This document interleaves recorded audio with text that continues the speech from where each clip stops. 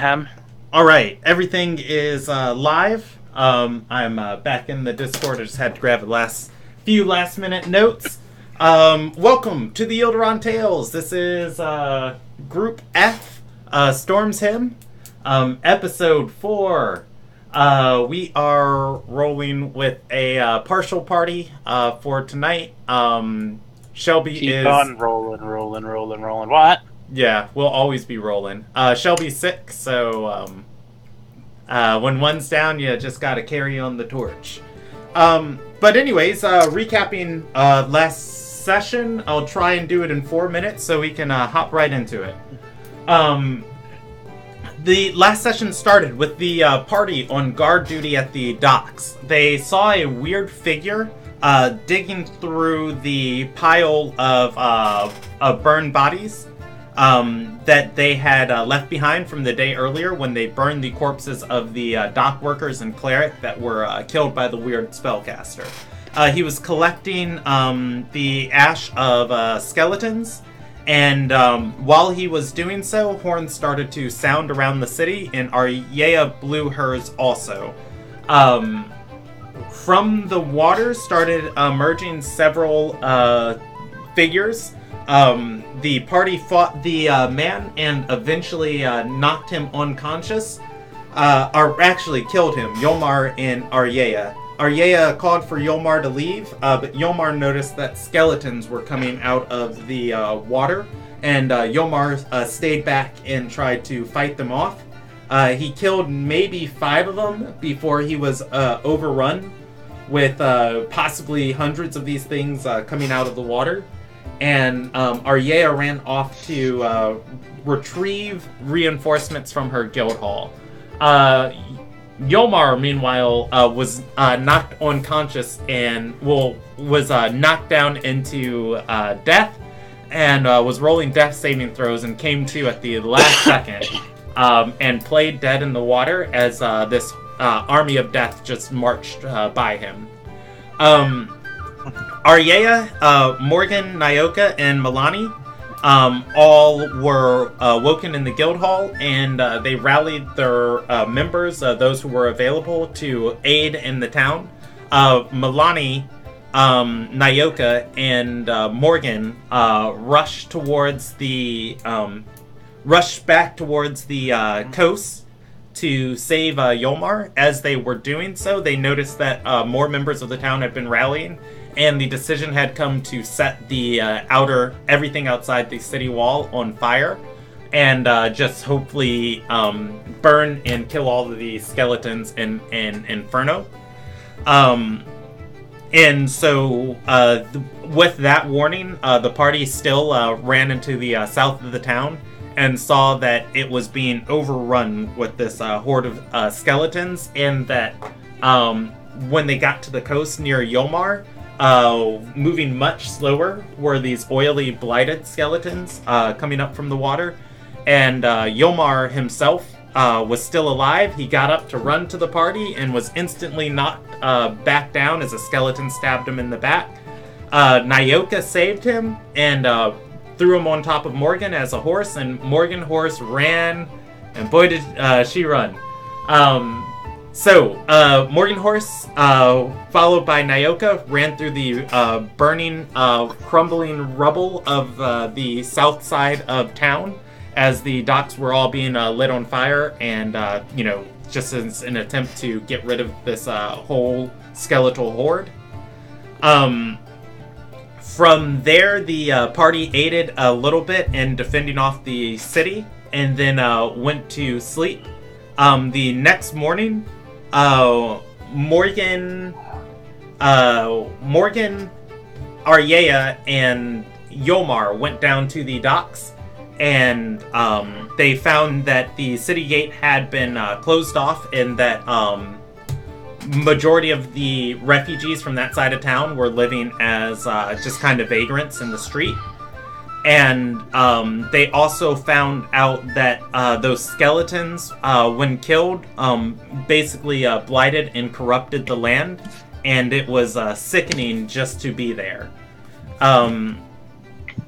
Milani, meanwhile, had been offered a chance to work at the healing house in the absence of the clerics, and while working there, he found out that the second cleric in town the second cleric in 2 days had been killed last night in the skeleton horde, making the Silver Tree one of the last guilds in town with divine casters. With that... Oh, also, Morgan found a skeleton key on the neck of the figure down at the docks when they were investigating, when they went back. And with that, the party met up at the guild house and decided to send Aryea into Beechwood Retreat along with Nyoka to perhaps find some aid for the town. Alright, so we are going to pick up there. Aryea is going to have some time on the road. So while she and Nyoka are traveling, what do Milani and Morgan want to do in town? That's a good point. So, you had just gotten back from the heal house, right? Yeah. And as I get back, I lay down 100 gold on the table in front of Morgan. Look up at her and go, we should really look into opening up a some kind of heal house or something along that lines here. Make a lot of money doing that. And if we undercut the rest of the town by even a third or half of what they charge, probably can get everyone to come to us.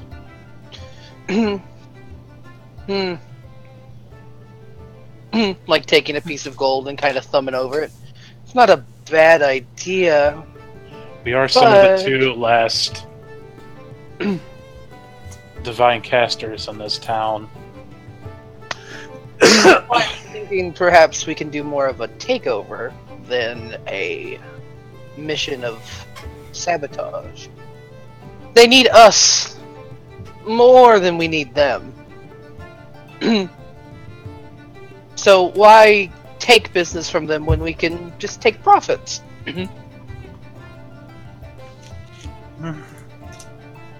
I would prefer it if it was closer to home, but it's a nitpick if we start getting some kind of income into the guild.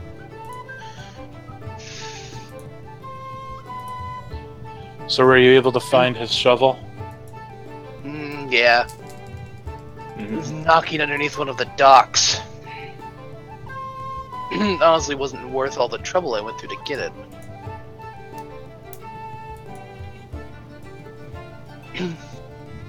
But if you'd done it at the heal house today, any sort of aggressive negotiations would have to wait for the morning.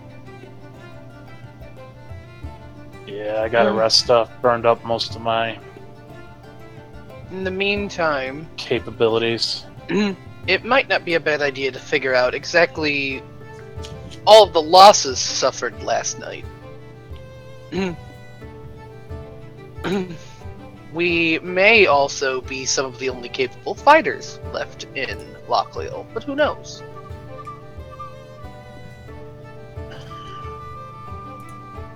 Alright. Just so you know, I pissed off our former employee some more for you. Oh, lovely. And that woman deserves every ounce of trouble we can give her. Hello. Hey, what's up, Kiris? We are going now, so I'll probably just be messaging you on Discord, but feel free to lurk in the group.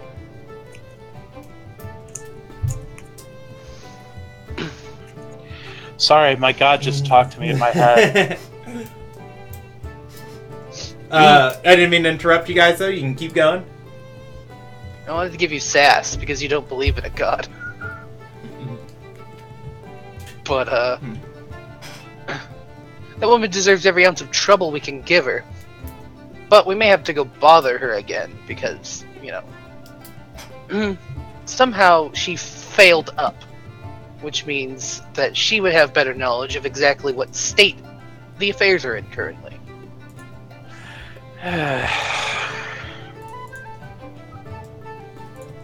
I'm not promising I'm not gonna hit her. Get in line. But if you want to rest up, you can rest up. If I... it might take too long. No, we can go into town, see what the Cabal look like, and then maybe go ask around about the White Cloaks, and then all the other scragglers.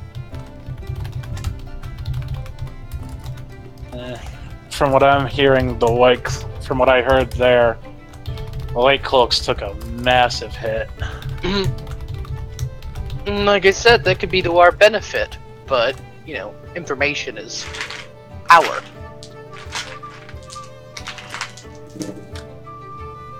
Well, after you, boss. By the way, if you don't start paying me soon, I'm gonna start just working other places. You can take a portion of what you earned at the healing house. Oh, I am. Don't worry. As he pulls back 50 of the gold. By the way, Milani made 80 gold at the healing house, right? Yeah, but he already had 40. Okay.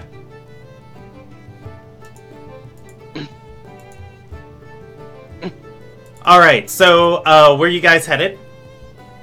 So just to get a quick lay of the land, what would be closer? Like the Steel Cabal HQ or the White Cloaks? Yes, the Steel Cabal would be closer on your side of town. The White Cloaks, they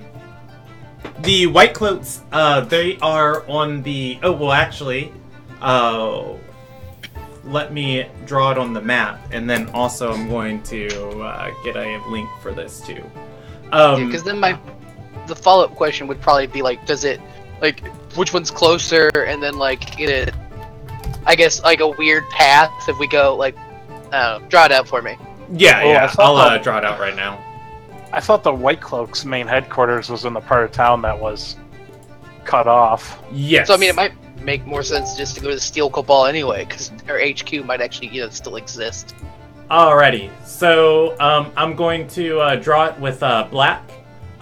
You guys live on that side of town, and the Steel Cabal, they own that entire quarters. That is where their guild's located, the bell tower at the top of the town. And then I guess I'll just scribble all over this. Well, I have this file as an SVG, so I'll go back and edit this part of town out of it. Yeah, this part of town was burned to the ground. So, red was burned to the ground. Black X is where you guys are at. Black circle is where you, is the Steel Cabal's quarters.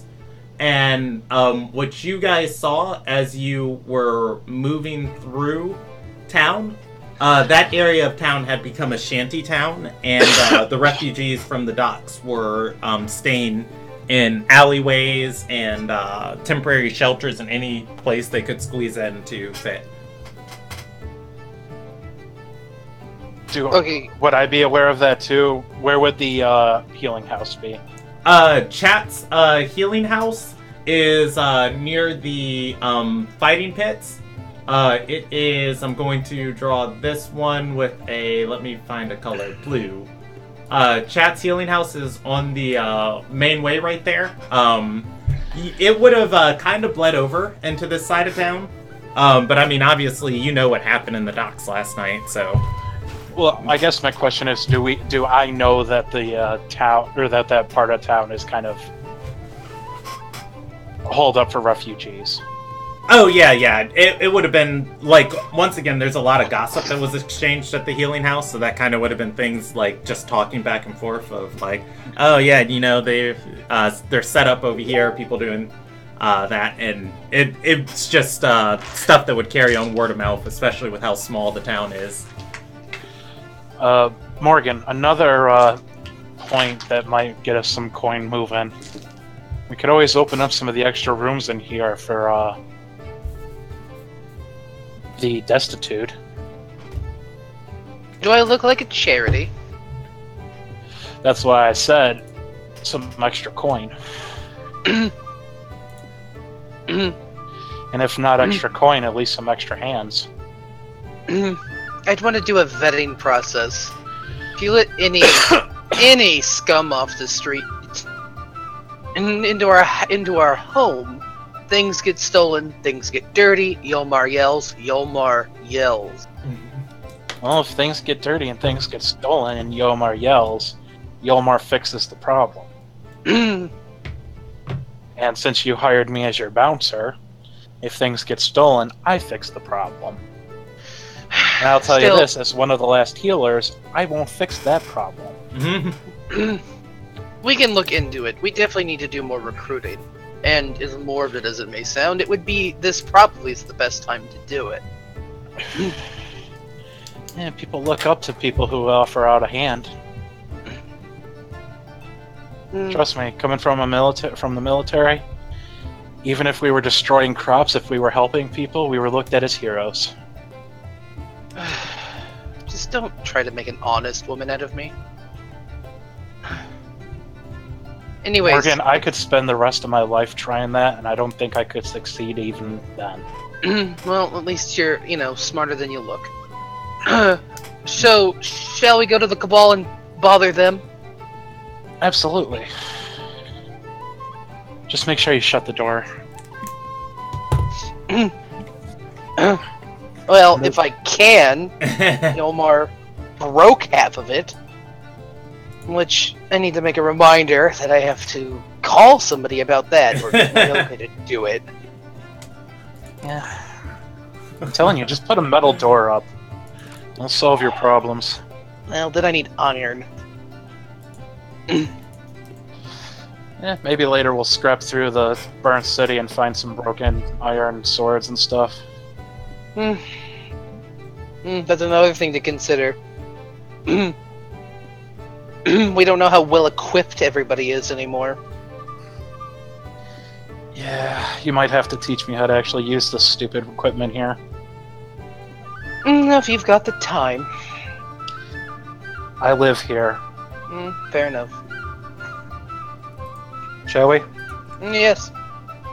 Alright, so you guys head to the Steel Cabal quarters. They live up the hill, overlooking the town.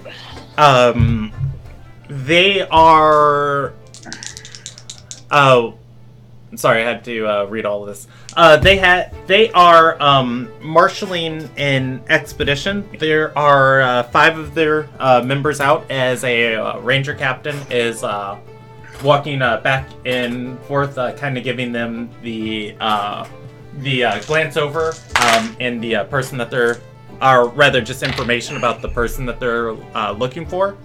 The person is going to stop in stride as they see you guys stepping into their side of town, and just going to look back over and say, if you find them, drag them back to the headquarters. The 5 rangers are each going to nod and begin moving off. The person is going to approach you guys. It is, you guys have not met this one before, but you have seen her around the fighting pits. She's oh god, was that woman I almost killed? No, but she was in the crowd that you shot the ice bolt at. Well, actually, I don't know. Do you guys know the name Tinalin? I don't know if you guys have met her before, but I have her. No, we weren't formally introduced to that person. I just panicked. Oh, woman who we apparently recognize from the fight pits. I almost killed one of those. Yeah. She's going to come up to you guys. She seems kind of mournful, and she's going to just kind of nod at each of you and say, "You have a bounty you want to place?" No, we're on a more of a wellness check.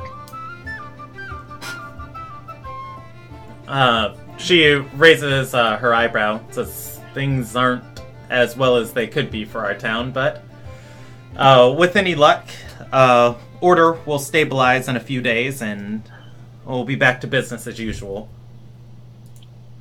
Well, I got not a full guesstimate over at the Heal House. Do we have a final count of the total casualties from last night?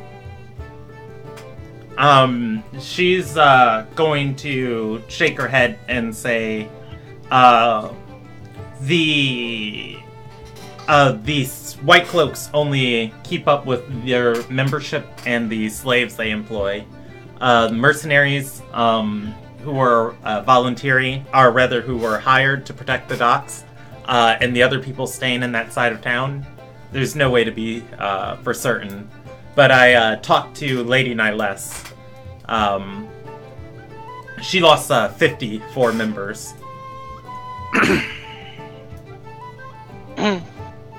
Did you lose any? She's going to shake her head and say, no, 15 of our rangers were stationed on the other side of the wall. Nothing got close.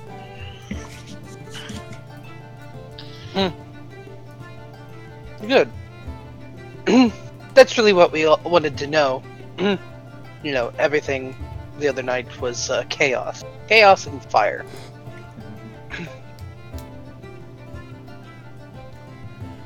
She nods and says, and chaos is what we try to prevent. She's Do you need any extra help around? Funny you should mention that. She's going to go walk back over to where she was marshaling the Rangers. Here there is they're in the town square, because they kind of have their own town square here. There's a bounty board. There's also a chest here where they kind of keep parchment and other things for people coming in and out of this side of town. Opening up this chest, it's kind of a crate, and there are just stacks of parchment in there. She's going to grab a handful of the stacks off the top and come back towards you guys holding about a dozen sheets of parchment and say, new bounty is fresh from Beechwood Retreat. There is a man in the region by the name of Willis Calcadar. That's a name and a pause. It means it's going in the notes. Mm-hmm. Is it Calcador, like the Calcan? A-D-O-R? I'm about to spell it exactly for you. I had to pull up the exact spelling, which I'm doing right now in my character notes. There we go. Alrighty. It is Calcodar. And I'm spelling it with and roll 20.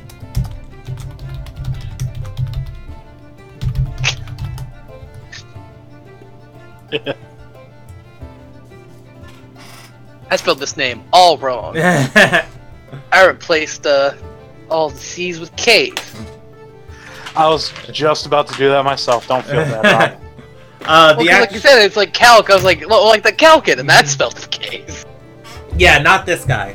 And she's going to say he's a smuggler of great renown, wanted bounties in nearly every single country. If you find him or happen across him, he's wanted alive. Do the wanted posters have a picture of him on it? They have a sketching of him. Do they have a description? Like, I mean, they have the sketch, but then is it like, you know... Yeah, adult male... Yeah. Mid-30s? Yeah, basically. The sketch is vague at best. You can assume this was, like, made after hearing things from several dozen people. Lots of different features. Doesn't even look like his ears match on it. It's more so the name. And she's gonna say what he looks like is unimportant. It's the name that carries the weight. If he's around, we'll find him. Arya's already in love. Was he seen in the town, or was there rumor of him being here? She is going to shake her head and say, no, sailed into Beechwood Retreat. Yeah. Well, you know, if we hear something, we'll say something. Just like you guys did with the pirate. Hey, you know. We said something, just not the truth. Anyway, but it's like, so you said alive, fight. You know, Milani's rough. Mm-hmm. If he happens to come back a corpse, is that a problem? She's gonna say it's half the bounty if you bring him back dead. How much is the bounty? Looking at the paper, it is 3,600 gold for him. Yeah, that's some incentive to keep a man alive. Yeah. Well, if I do kill him, I can try to bring him back long enough to bring him back. We'll figure something out. And it says alive doesn't mean one piece. Arms and legs aren't a necessity. Oh, that's a good point. He doesn't need all of his hands, right? Presumably not. However, if you guys are reading the paper, right, are reading the parchment right now, there are a long list of crimes underneath his name. The people that have put out the bounty for him are scholars from the Galena Mave.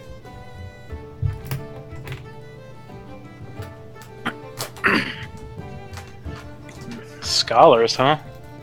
Mm. Did he take something of value from them, maybe? The Tanellin is going to gesture to the first crime on his list and say they believe he had something to do with the Crimson Crusades that happened a few months ago. They want to question him on it.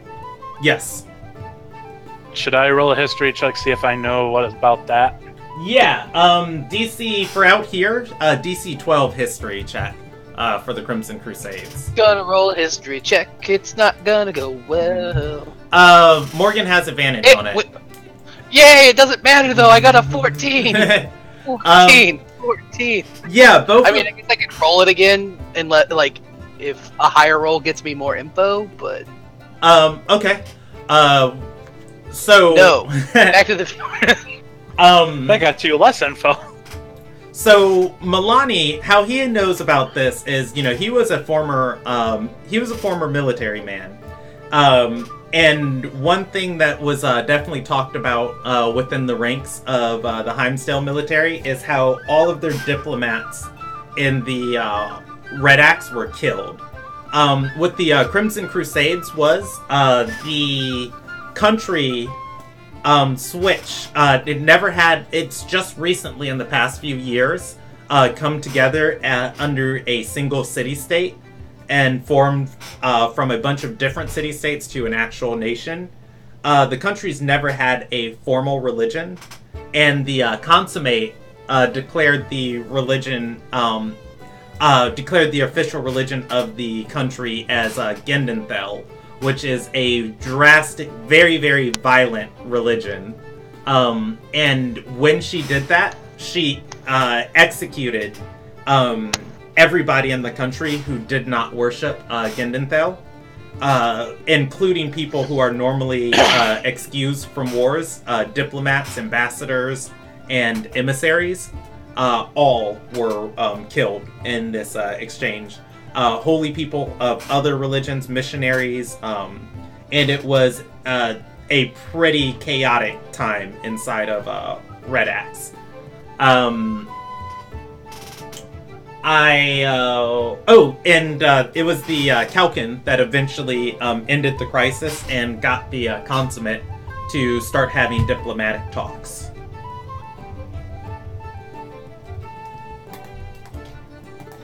But yeah, that's all you guys are going to gather on a 12 and 14. But Willis is indicted on this paper for crimes involving the Crimson Crusades.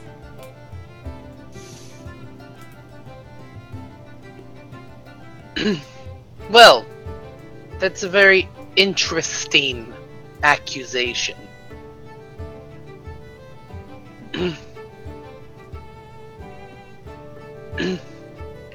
Like I said, if we learn anything or happen to catch him for you, we'll be sure to turn him in. She nods and says,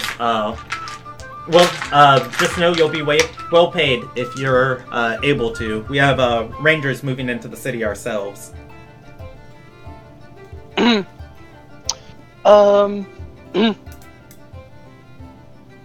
Milani, is that all we needed? The Steel Cabal seemed to be in good order, which is what we want out of our neighbors. Yeah. Alrighty.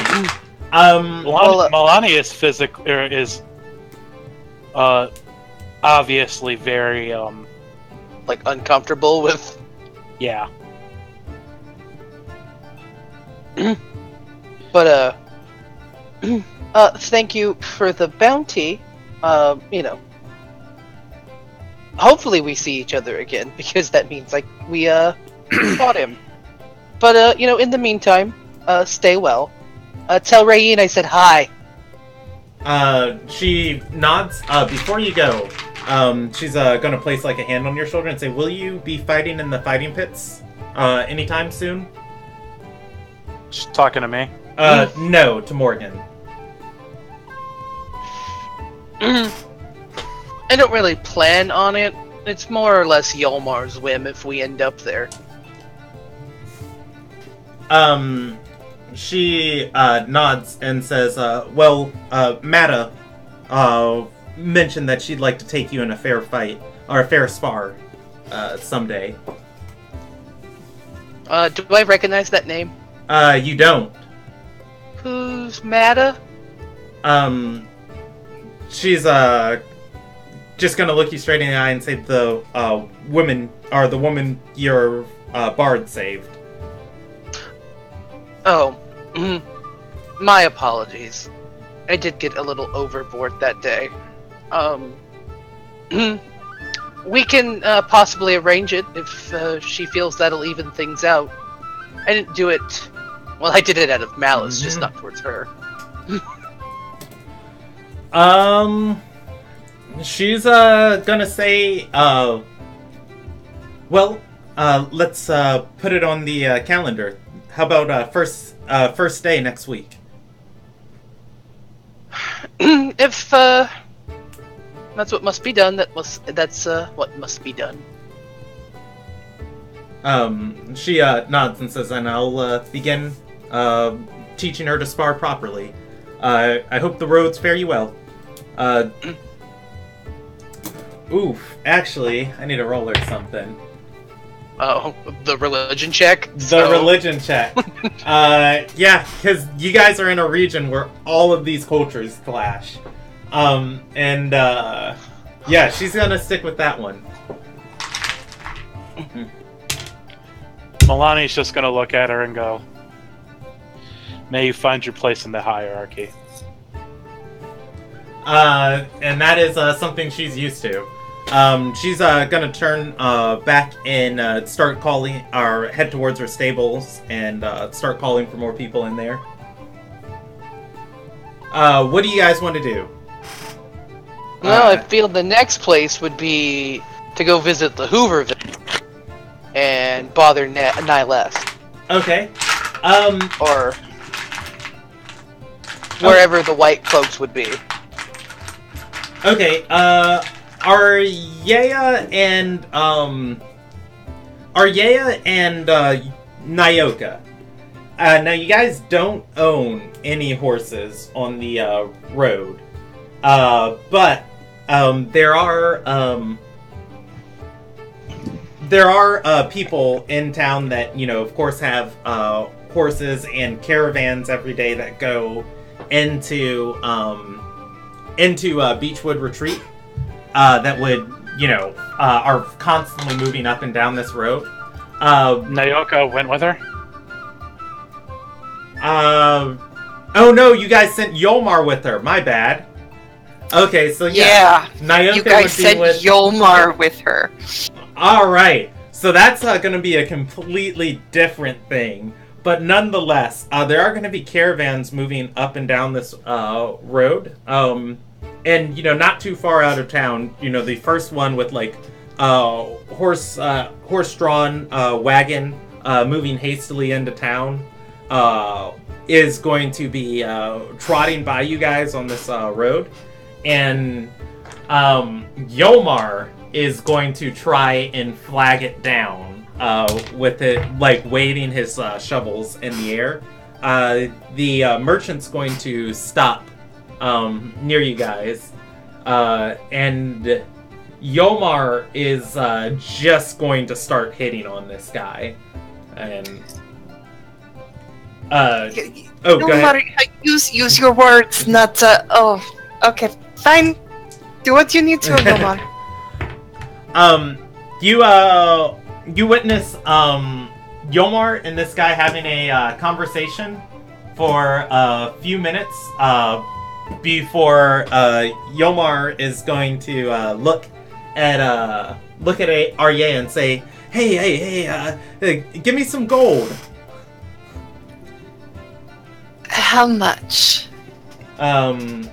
He looks back at the merchant and says, a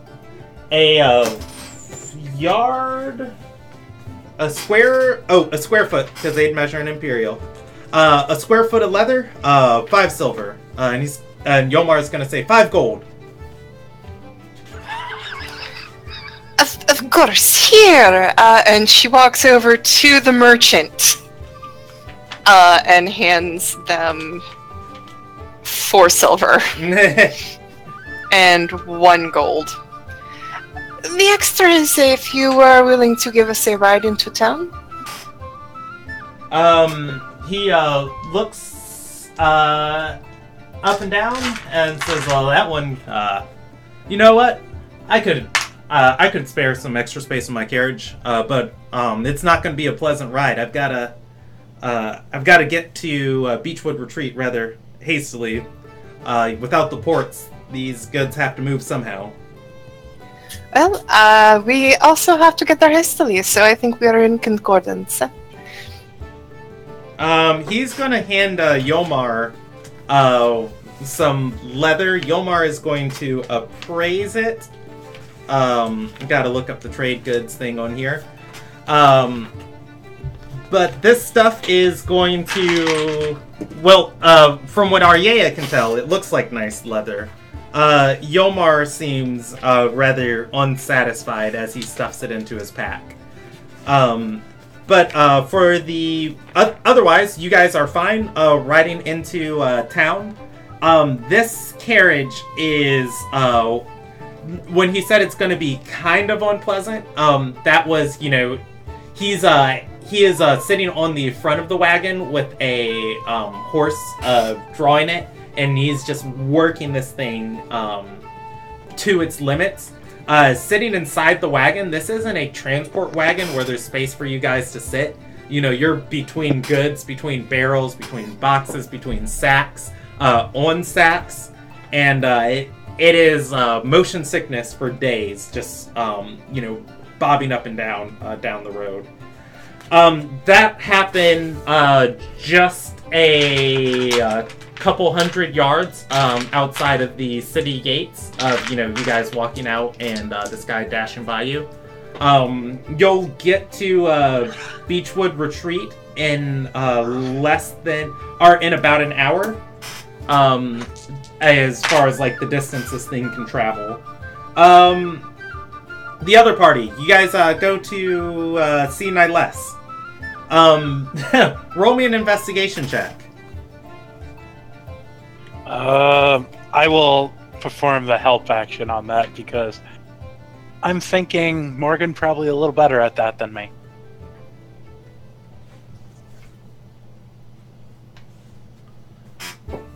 All right, believe.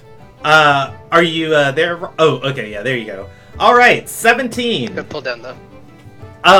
Yeah. So of course, Nyless is the people staying in the streets in this side of town are the dock workers, the people who loaded caravans, and the slaves. Nyless and the other members of the White Cloaks are going to be staying inside of an inn inside the city.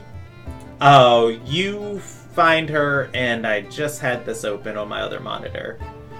You are able to find her. She is at the Hardy Flame Tavern on this side, and it is near the fighting pits on the east side of town. Say it again. So that feels real on brand. Yeah. Hardy Flame. That's not ironic or sad. It's sad because the White Cloaks are not fighters. This is not their type of place. I mean, it's pretty clean from what you guys can tell walking inside here. But you guys obviously live in this town. A few of you have been here before. It's not normally this clean. Whoever owns this place has definitely shaped it up for the clientele that they have inside of here. Where there is a small ring in the middle of this bar for entertainment, where you'd expect a duel of honor to go on. There are actual dancers here that are entertaining the tavern,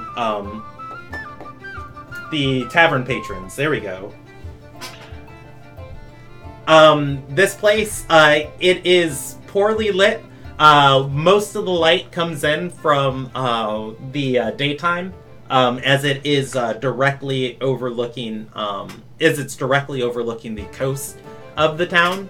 And Lochliel Coast is built into a hill, so half of the town is a beach, and half of the town is kind of on a cliffside coast. This is one of the buildings that's on the cliffside coast. What do you guys... Oh, you're here looking for Nyless, yeah. Yeah, so stepping in, you're going to see the White Cloaks have 4 tables in the back part of this tavern. They have put the tables together, and you can see the Dockmaster's map is pulled out and stretched over these tables, as it seems their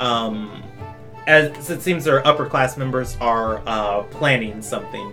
Nyless is there with them. Inu is also there. My girl. No.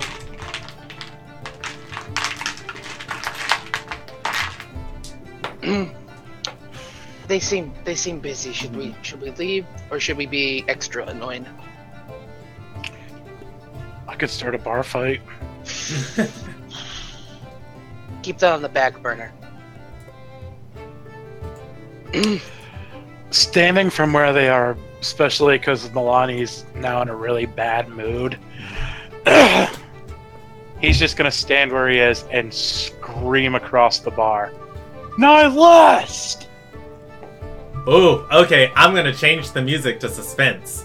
because I feel like it's appropriate. Screaming at her, she's going to stop from talking with the dockmaster. 2 hands on the table, standing up and turning around slowly and looking at you. She's going to wave a hand to her guildmates for them to continue and begin walking in your direction. I want to give like a very sarcastic, dainty wave as she comes closer. You can do so. There's a brief pause in like the music of the tavern. The dancers stop for a second, and once again, as she's walking by the dancers, she just kind of waves her fingers in a circle for them to continue, and they start dancing, although be it a little bit nervously. She approaches you guys and says, "And what do I owe to this pleasure? Oh, sorry. What do I owe to this pleasure?" I feel like I missed a joke or like a burn. No, she's sick. She's right. infected from last night. Well, that was what I told the Steel Cabal. It's a wellness check. I heard you weren't feeling well. And she nods and says, "And chat gave me the necessary remedies to get better. I don't need to be extorted by you and your lot today.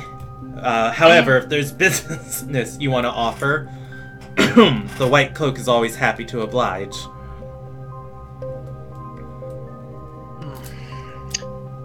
When did you acquire this cough? Oh. She's gonna pause for a moment and say, last night, the skeletons, the Horde, raided the Dockmaster's tower first. Yeah, she would refuse to come over and let me help her, so... I'm not surprised. She's a stubborn woman and she doesn't like us. No. Milani's gonna lean over to Morgan and whisper in her ear, "I know you're not one for charity, but maybe investing on a future favor?"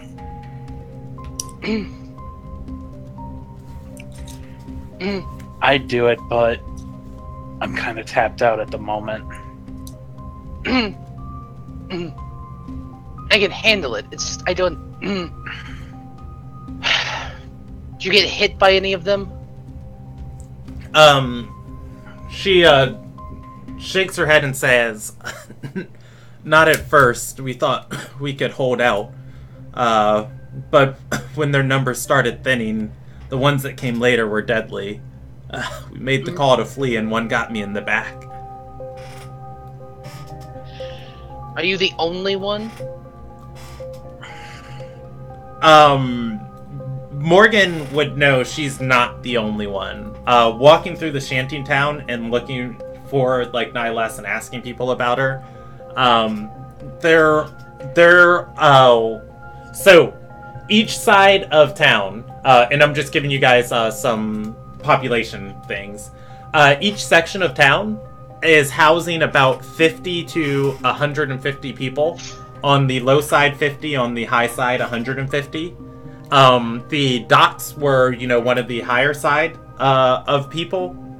Out of all of the people attacked from the docks that fled into the town,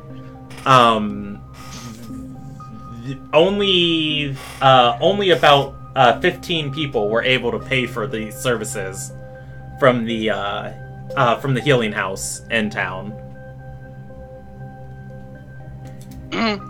Let me double check something real quick. So, you can assume probably about 20% of the survivors, maybe 15% of the survivors that you guys were talking to, all at some point, had one of those scars that you saw in Nyoka. The festering wound on somewhere on their body. So what I want to do is I'm going to cast Lesser Restoration on Nihilest. Okay.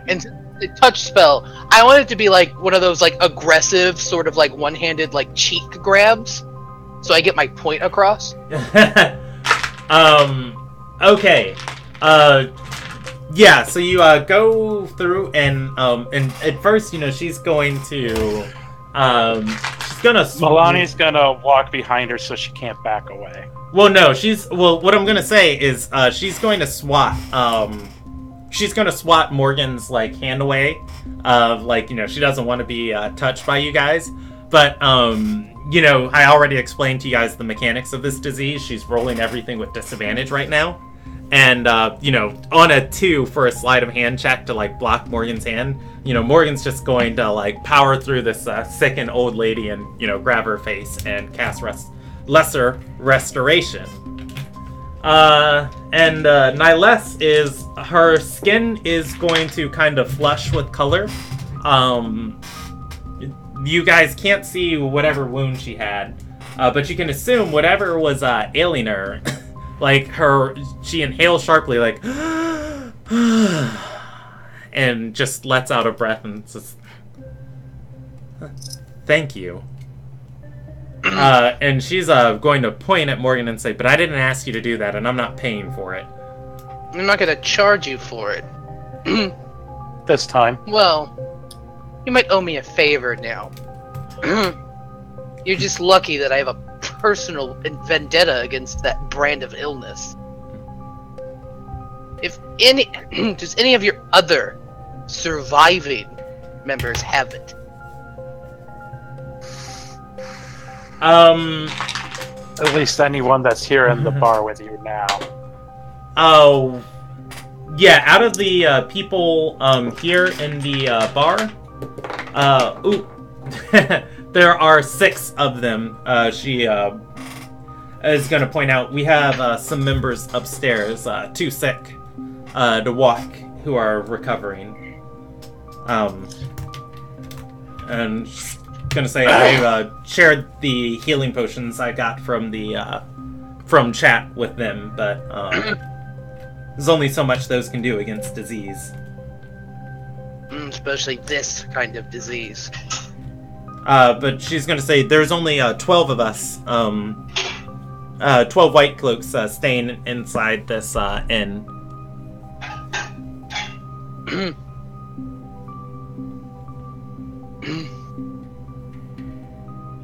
I can heal one more. So I have the power to do for the rest of the day.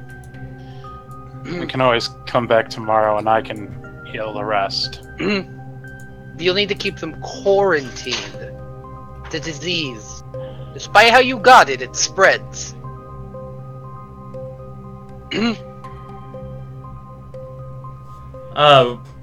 She's gonna nod and say, she's gonna nod and say, "Well, we might be staying in a different side of town tonight, then."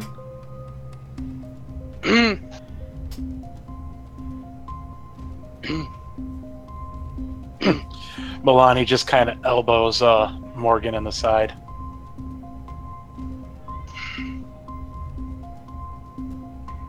So Morgan's now like where Milani was, just like this upsets her. Like, you live on Galkin. Who doesn't know what the Archblight does? I mean, she's not. It's your guys' job to solve the quest and stuff. She just found them for you. So if you guys are sitting here talking, she's gonna hold up a finger, and she's gonna walk away. I need the. Don't you want me to cure that other one? I offered. I'll leave. It's probably a sick hobo that could use it.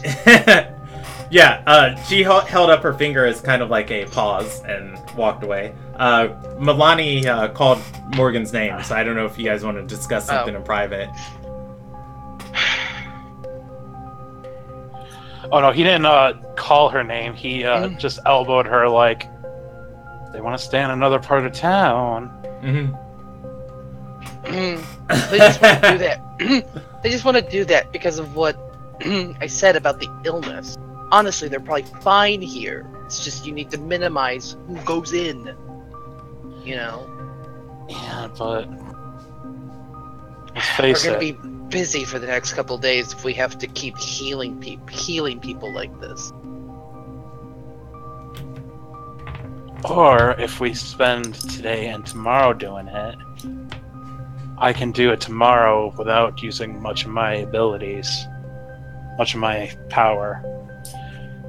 If there's only 6 and you can heal 1, we invite them back to the... This is your call, and I understand you might be apprehensive of it. She does know how the business works there. We could use some people to watch the shop while we go hunt down this asshole. So I'm telling you this now, Morgan. Someone who would partake in such a grievous and terrible act, they're kind of high on my shit list. It's an impressive accusation to throw out. You're right. If any of it's true, it's not the kind of person that we want, free. I'm just curious how true it is. But still, my complaint isn't so much that it'll be too easy to fix the White Cloaks. It's just that they weren't the only ones attacked last night. We all were. And how many of them have money? Well, we know I the don't like White charity Cloaks work, but I hate the Archblight more. That's your call. My suggestion is taking him out first, and then we can come back, maybe while we're over in the other town, get some reinforcements, some other clerics and paladins to help us out. Niles returns to you guys with Inu walking behind her. And Niles also has a book in her hand. She's going to first she's going to gesture to Inu and say, if you would, Morgan. Lesser restoration. Alright. Inu didn't look sick. But you're going to see her. Pull up her cloak and look at her forearm. There is a scar across there that looks. Now looks like a perfect. It looks fresh, but the wound itself doesn't look, anything like Nyoka's. How it was like festering and oozing. And Inu's gonna nod and say, I knew you were good people. Thank you.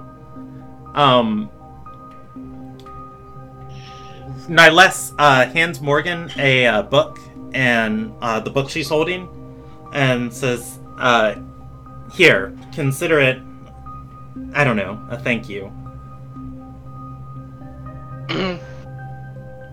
We can come back tomorrow. If you want to negotiate actual payment, we can. Otherwise, you'll have to owe me another favor.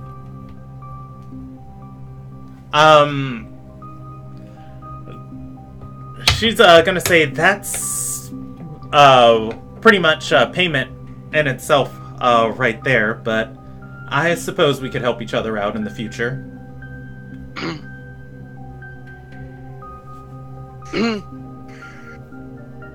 If you require anything, you know where to find us. You appear to be down in manpower. We could probably pick up the slack. She nods and says, well, we were able to get most of our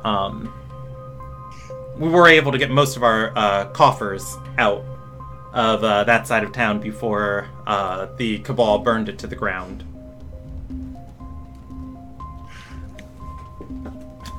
In a few days, we'll be back on our feet. We just need to plan the construction.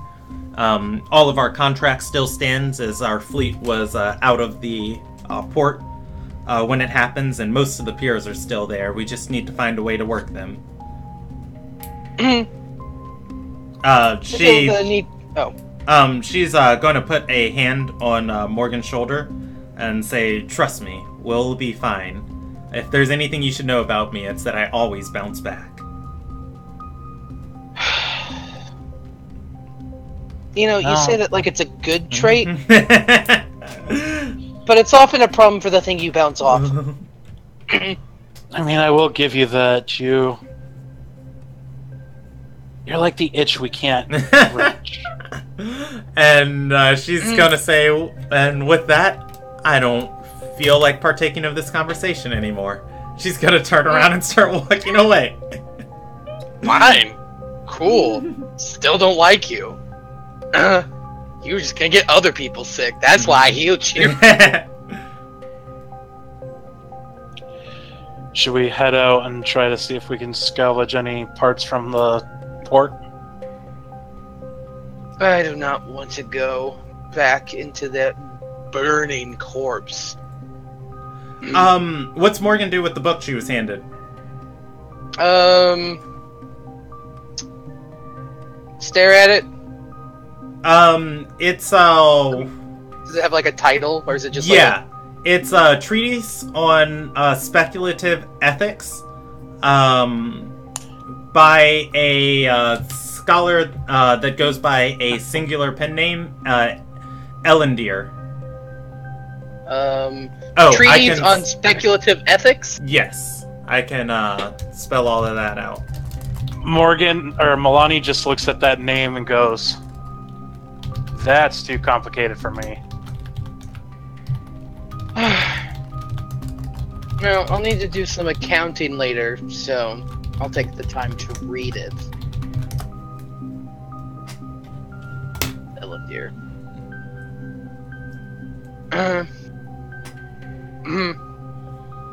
While I feel that giving me a book on ethics feels like some sort of slight, there might be something useful in here after all. If you want, like I said, I'd rather not go into that wreckage. Jank, poison it. Well, disease doesn't bother me any, so I can try to find some scrap. From what it's like, I'll go with you at least to provide backup. You know, if there's still a skeleton or two rummaging around, it makes me feel sick. And I was just thinking it might be good to try to forge up or to get something like that. And use it for scrap for some new weapons and things to arm up the city. In the storeroom. Probably not a bad idea.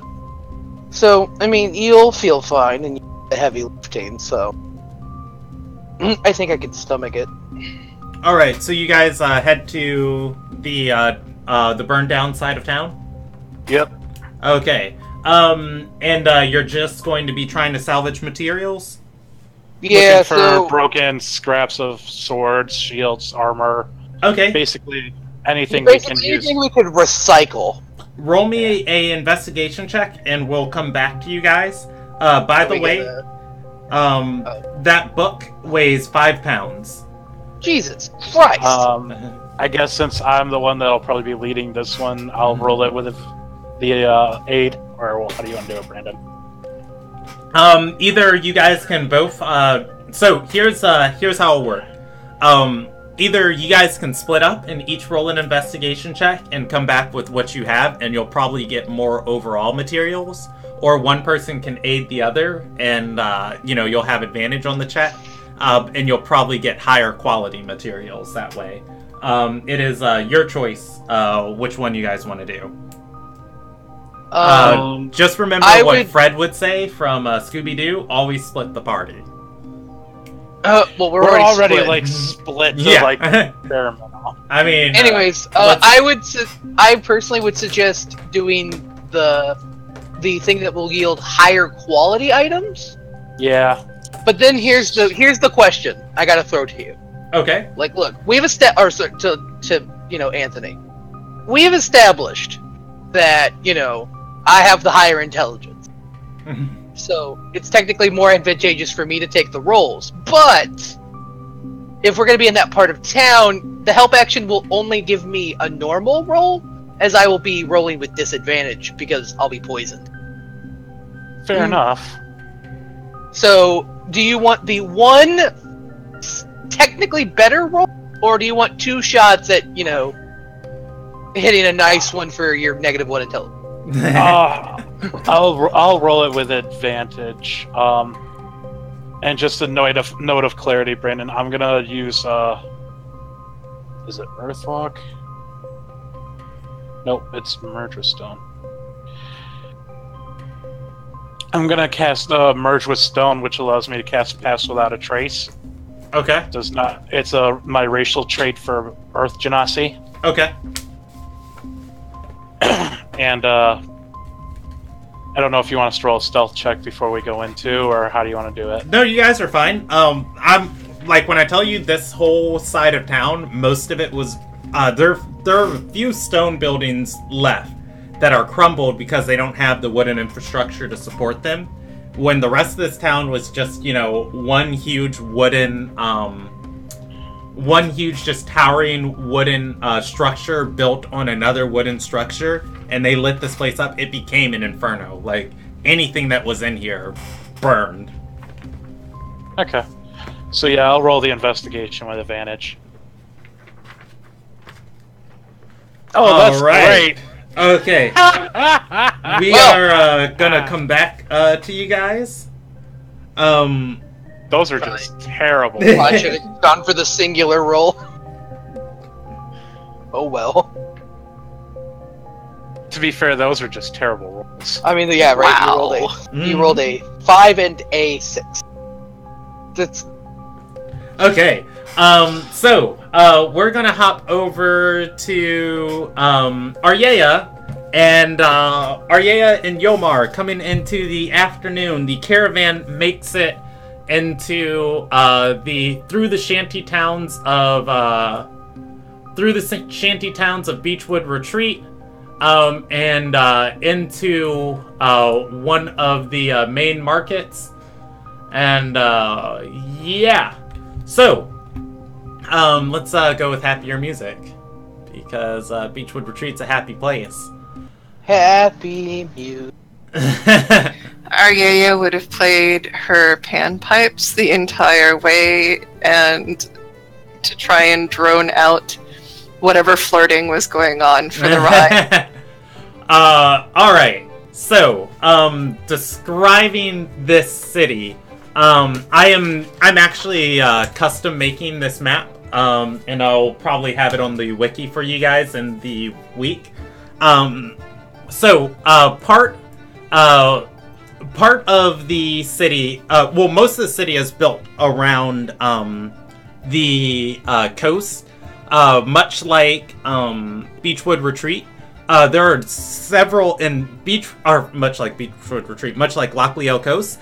Beechwood Retreat is a massive port city. It is gigantic and sprawling in every direction, and stretches out for as far as you can see. Two structures are going to catch your eye in this part of, or rather just over the rest of the town. Out in the bay of the town, there is a pyramid, kind of stepped temple, kind of like an Aztec temple. There are 4 structures that rise off the sides of it, building up to the top, and a center singular structure on top of the pyramid.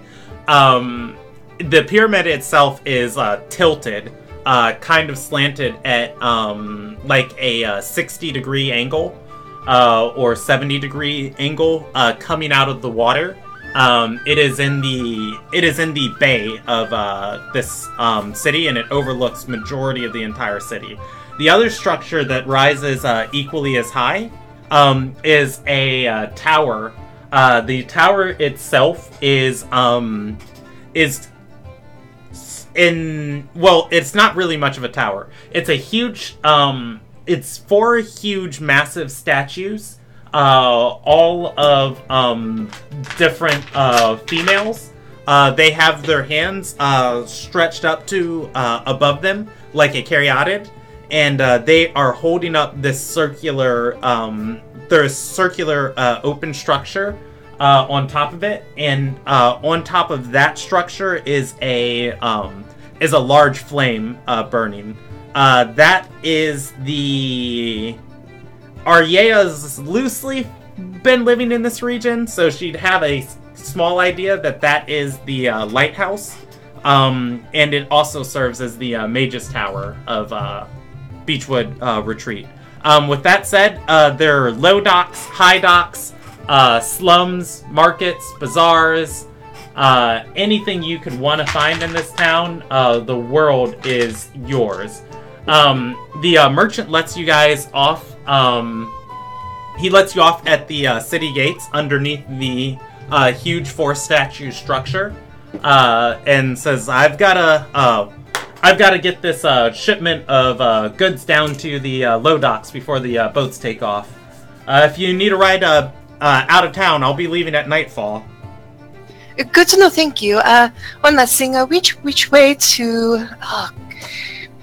which one to go to first? I think probably who's in charge of defense of this city, do you know? He's going to point to the huge temple in the middle of the bay, and say, the masters run the retreat out of Eodothia. Okay, well then, I guess that is where we are headed first. Would you mind if we hitch away closer to it? He nods and says, "So you can get a ferry from the low docks to the temple." Well, that works out just wonderfully. Here, take another gold. You've been very helpful. He's gonna accept that gold piece, and as he is he's gonna start trotting his horse, although much less hastily, down the streets of Beechwood Retreat towards the low docks. For the most part, him and Yolmar have been pretty chatty this whole time, but Aryea has been drowning them out. He's gonna look back at, or rather just kind of call back to her in the wagon and say, "What business do you have at Eodothia?" Well, someone should let them know what happened back in our town, don't you think? He shrugs and says, they never care much about the surrounding towns. They're only concerned about their vaults. I don't imagine they'd care much about the surrounding towns, but it's the type of thing that I should at least be aware of in case it moves up the coast, you know? He nods and says, the merchant lords, though, they could command a whole fleet of mercenaries to... And he's gonna pause and say, those fancy things they've got coming out of Ililnagai that shoot the stuff? Yes, I believe I understand what you were saying. And he's gonna say, yeah, ships with those things blow the whole town off the coast into the sea, if they needed to. Well, now that is most interesting. I will keep that in mind. As he's going to take you to a place on the low docks, and he's going to point to about 3 docks over and says, I'm shipping out, but if you want a ferry, these men here are definitely good for a ride. I can imagine that they are good for many rides, but thank you. He smiles and begins trotting off with his carriage. Aryea can pay 6 silver for her and Yolmar to... I'm sorry, 6 silver or 1 ruby piece for her and Yolmar to... either or, to get passage to Eodothia. Yomar Shit. pays 4 gold. Yolmar, no, Yolmar. I'll pay for us. Eh? Don't worry about that. She'll go ahead and pay 6 silver. Okay. It's 6 silver for each of you. Well, then she will pay 12 silver. Alright, so, moving across to, I don't like this, we're gonna go with, this one. There we go. Moving across, the bay to the, temple. This place, rises, easily, maybe, 300, feet into the air, just towering over the entire bay and the entire city. As Aryea gets closer, the other thing she's going to notice too is not only does this temple come out of, tower up out of the sea, it also, is dug down for easily, another 100, 200 feet of what she can assume into the sea. He pulls, or rather, the ferry, and this is kind of a longboat with with 2 or 3 people rowing, and among the people on your longboat, everybody here is wearing a ruby pendant, marking them as a merchant of the ruby. As soon as you and he's going to row you guys to a part of this temple that arches over the water, and inside of this area, it's shielded from the sunlight, of course, and there is running water along the walls. Again, those 4 women that you saw holding up the 4 women you saw holding up the Mage's Tower, you see statues of them all over this inner room. The ground itself in here is at various levels, since the structure is tilted. Half of it, like the floor goes into the seaside. And at various other levels, you can see kind of makeshift structures have been built around here. Each of these statues is kind of a fountain in itself, and under each fountain on these tilted structures, there are people bathing. The ferry pulls you guys, or rather stops just short of brushing against the side of this floor. The point where you guys get out and other people are getting out, the water is warm but knee-high, as people kind of hold up their robes and start moving deeper into the temple. This room itself, even though, the temple is like 300 feet tall, this room itself, you can see at least 80 feet above you of just open area. Water, splashing all around you. What does Aryea want to do? Well, first of all, the whole boat ride with that boatload of merchants. Okay. She would have been vocally gossiping, quote unquote, with Yolmar about, Yolmar, if I was a healer, I would be making a killing back in our city now. I mean, they're all out of healers. I cannot believe the last one died in that attack last night. Goodness, I mean, you could go there with like 10 healers and that would not be enough, and you would make so much gold. But I'm not a healer, alas. Roll me a performance check. Absolutely.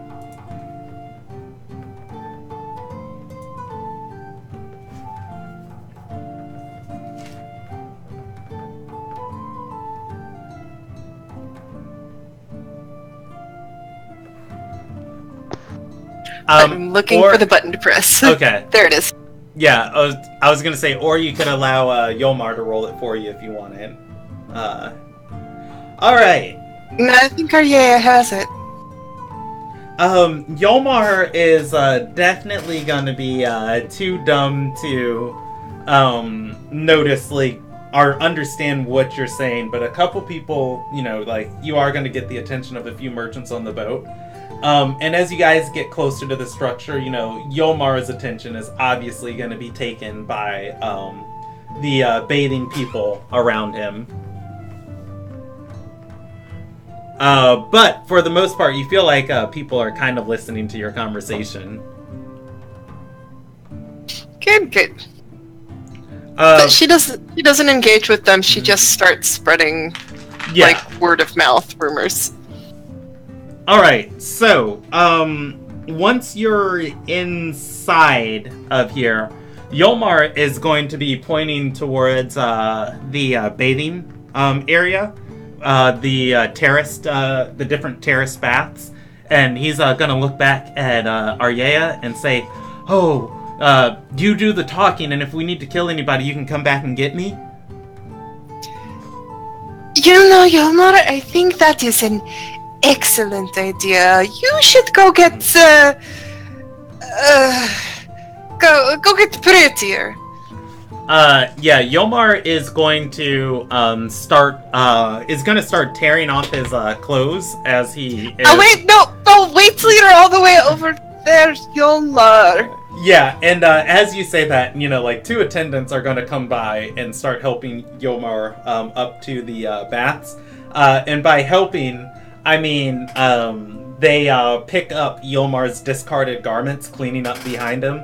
Well, no, Yomar wouldn't leave them there. He'd fold them and put them on the ground, and then begin walking up, because Yomar is cleanly. But they're going to grab him behind him, and Yomar, of course, is carrying his shovels. And Yomar is going to find one of these pools, preferably the one with the most males, and jump into it. You can see other people are being attended to by servants. Yomar begins splashing them and laughing and trying to wrestle them.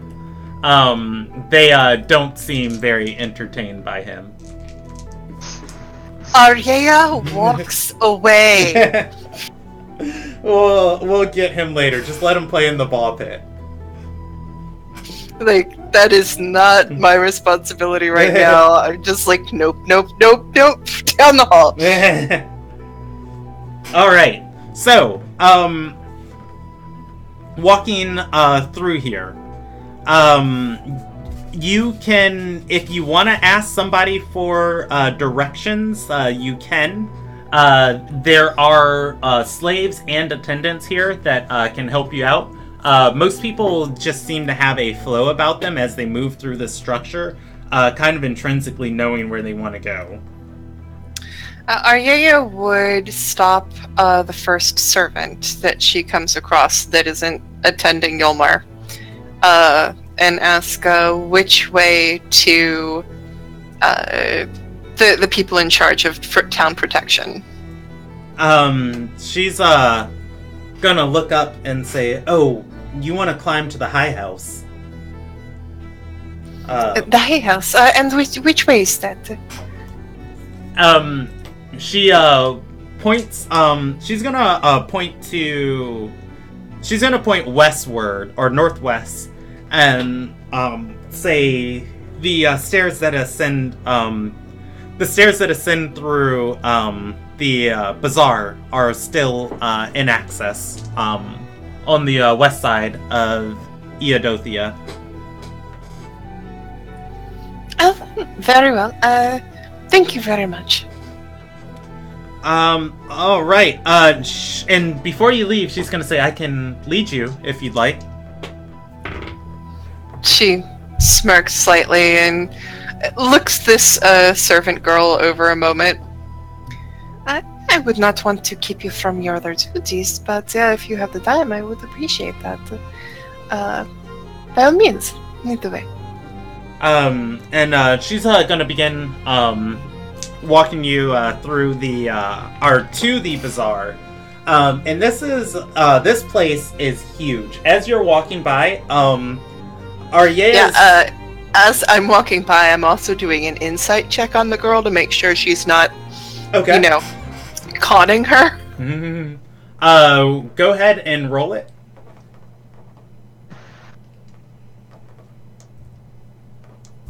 Oh, 19. Okay. So you're going to you're gonna see on this person. She does not have a slave's collar on.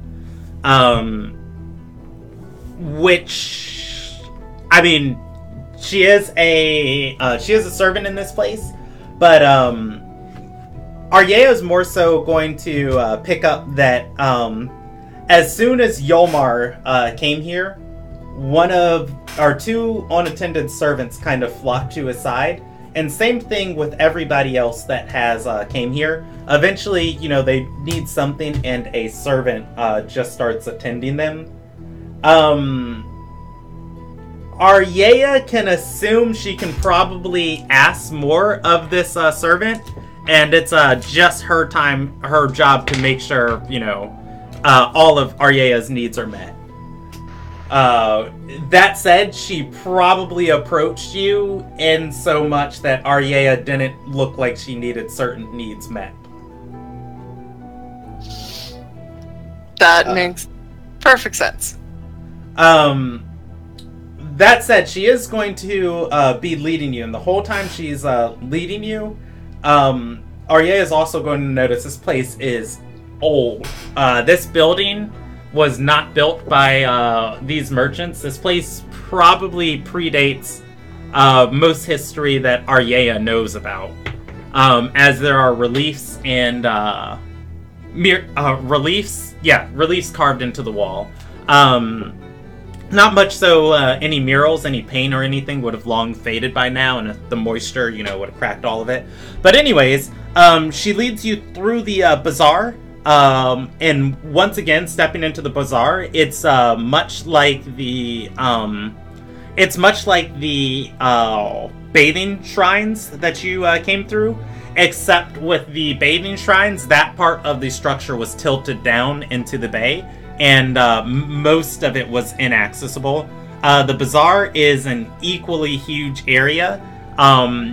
This one taking at least 100 feet from floor to ceiling, and across every area on the wall in the distance that you can see, there are shrines set up, or not shrines, stalls set up and people trading in here. And same thing on the floor area. But there are arches that stretch through this area that are staircases that lead upwards. She takes you to one of these, and as you climb higher in this place, it gets smaller. Entering the next floor, it's going to be more like a, instead of all of the open areas below, as soon as you get about 100 feet up into the next level of this pyramid, this is when you're in closed hallways, that aren't 20 feet tall to fit, entire armies marching through. And she's going to lead you back towards the center of this place, and finally to the high house. This area is it takes, you walk across a bridge connecting to this suspended structure in the middle of this temple where the four kind of like stacked pyramids are. As you walk across this bridge, you can see the ocean below that splashes in between these structures. The high house, welcome. It is a drug den. Immediately opening this area, or stepping into this area, and opening the dark maple door, a cloud of something is just gonna pour out of here. Purple smoke, and the servant is going to gesture inside and says, if you need anything else, I can accompany you inside. This does not seem like where I would find The soldiers who are in charge of protecting the city. Perhaps you misunderstood? She shakes her head and says the Master of Harmony resides inside. Master of Harmony. This is your job, yes? Leading guests around. She is gonna nod and say that and attending to the guests' needs. That sounds somewhat open. Do they pay you well? She's gonna say Actually, I'm gonna roll you a percentage dive. She's you see her go to respond, and then she says, "Yes, I am well compensated for my service in Eodothia, and I'm very happy with it." I see. Here. I will have further need of your service. I should not be in here very long, I would wager. It would please me greatly if you would wait for me right here until I come back up, and then we can head to my next destination. Alrighty. There's a stone walkway around this area that the bridge connects to, outside of the door.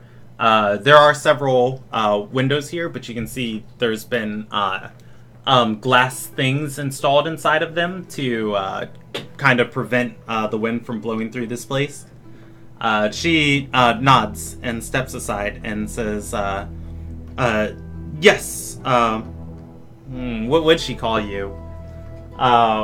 She's gonna call you Your Grace and treat you like a king while you're here. Oh, no, please. Just Miss will be fine. Here, as a retainer for your services, and Aryea hands her 18 silver. Alrighty. You can see her, as you give it to her, you can see her take out an extravagant pouch and place it inside of it, and then secure it back to her waist. I should be back out. Probably not more than 10 or 15 minutes at the most, I hope. Is there any protocol that I should know in terms of relaying news of important information to this person? She is going to nod and say the master likes being addressed by his station. He's also a fan of celebrations, or rather, he's very fond of celebrations and revelry. Should you require any direct business dealings, his lessers can handle that for you. It is more a matter of letting him know of possible danger and or business opportunity, not so much a direct business itself. But fan of celebration, you say, and what is the precise title, so I'd get this correct? She says the Master of Harmony, only second to the Master of Standards. Very well. Thank you very much. I should be back out shortly. And Aryea undoes the top 4 buttons on her blouse. Alrighty. Aryea. Okay, and do you step in? Not quite yet. She like loosens her blouse. Actually takes her hair out of the braid and tussles it a little bit. And cloak hood down, shoulders back, upright posture, goes into a courtesan stance that she hasn't taken on in a while. Okay. And walks in very sort of a, like, how do I describe this? Like a very regal whore. A high quality escort. A high class escort. A very high class escort. Or a courtesan. That's what it what it is. The Like person attending to you is a courtesan. And so yeah. So she walks in like a very high class courtesan and enters and searches around for the Master of Harmony. alrighty. So, you're going to see this structure is about 2 floors tall. While it is like a cube originally, as you saw, the inside of this area is built. There is a circle that kind of that can see into from the second floor down. Kind of like a circular balcony, and there is more glass here than Aryea has ever seen in her entire life. In the center of the circle, there is a half globe of glass filled with water, suspended over the temple. Overlooking, the ocean below and the city below. There are, of course, the glass windows inside of here. Every other window is a stained glass window with some sort of depiction on it. This whole area is a huge lounge on the first floor. Aryea is going to say there are people. There are people here doing some sort of dust, smoking other things. She smells salvia easily, just prevalent throughout the whole place as just kind of a cloud drifting down. Everything as a vapor is a heavy vapor and is mostly on this first floor. You can see the second floor. The people up there are moving with a little bit more coherency about them, as this bottom area is just kind of like people lounging and laughing about. Oh yeah, she goes to the bar and orders two of their good drinks. All Not right. their best, but they're good drinks. Aryea almost gets to the bar before some let's see, evens, odds, some hoo-ha fancy uppity merchant just thinks she owns this place, grabs Aryea's hips and is going to just put her head on Aryea's shoulders and from behind and say, "Come on, let's dance a little." Oh my goodness. Dear, I am not here for entertainment this evening, I am afraid. Besides, I would not want to get you sick.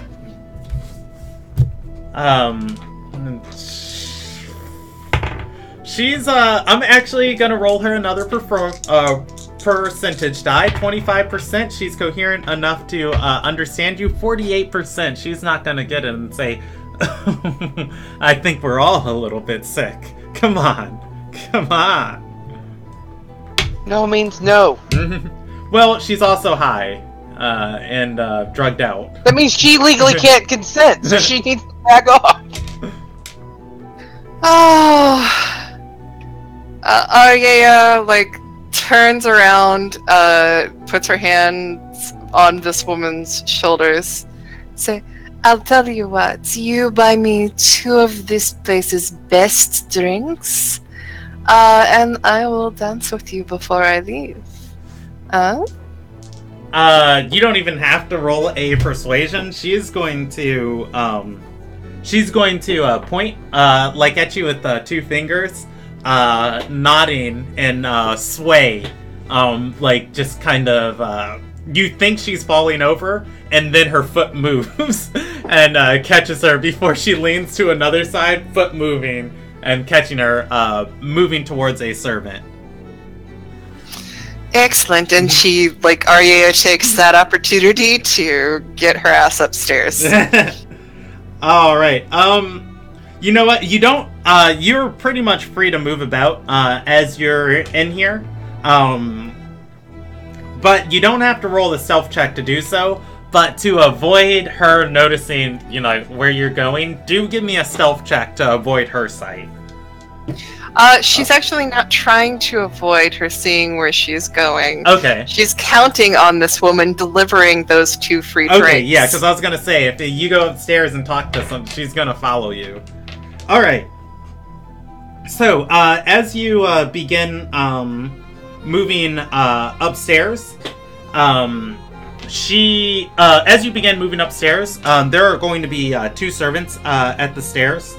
And say, and they're going to look at you and say, "I'm sorry, we don't, or I don't recognize you. You do have to be on the master's patron list to enter this area."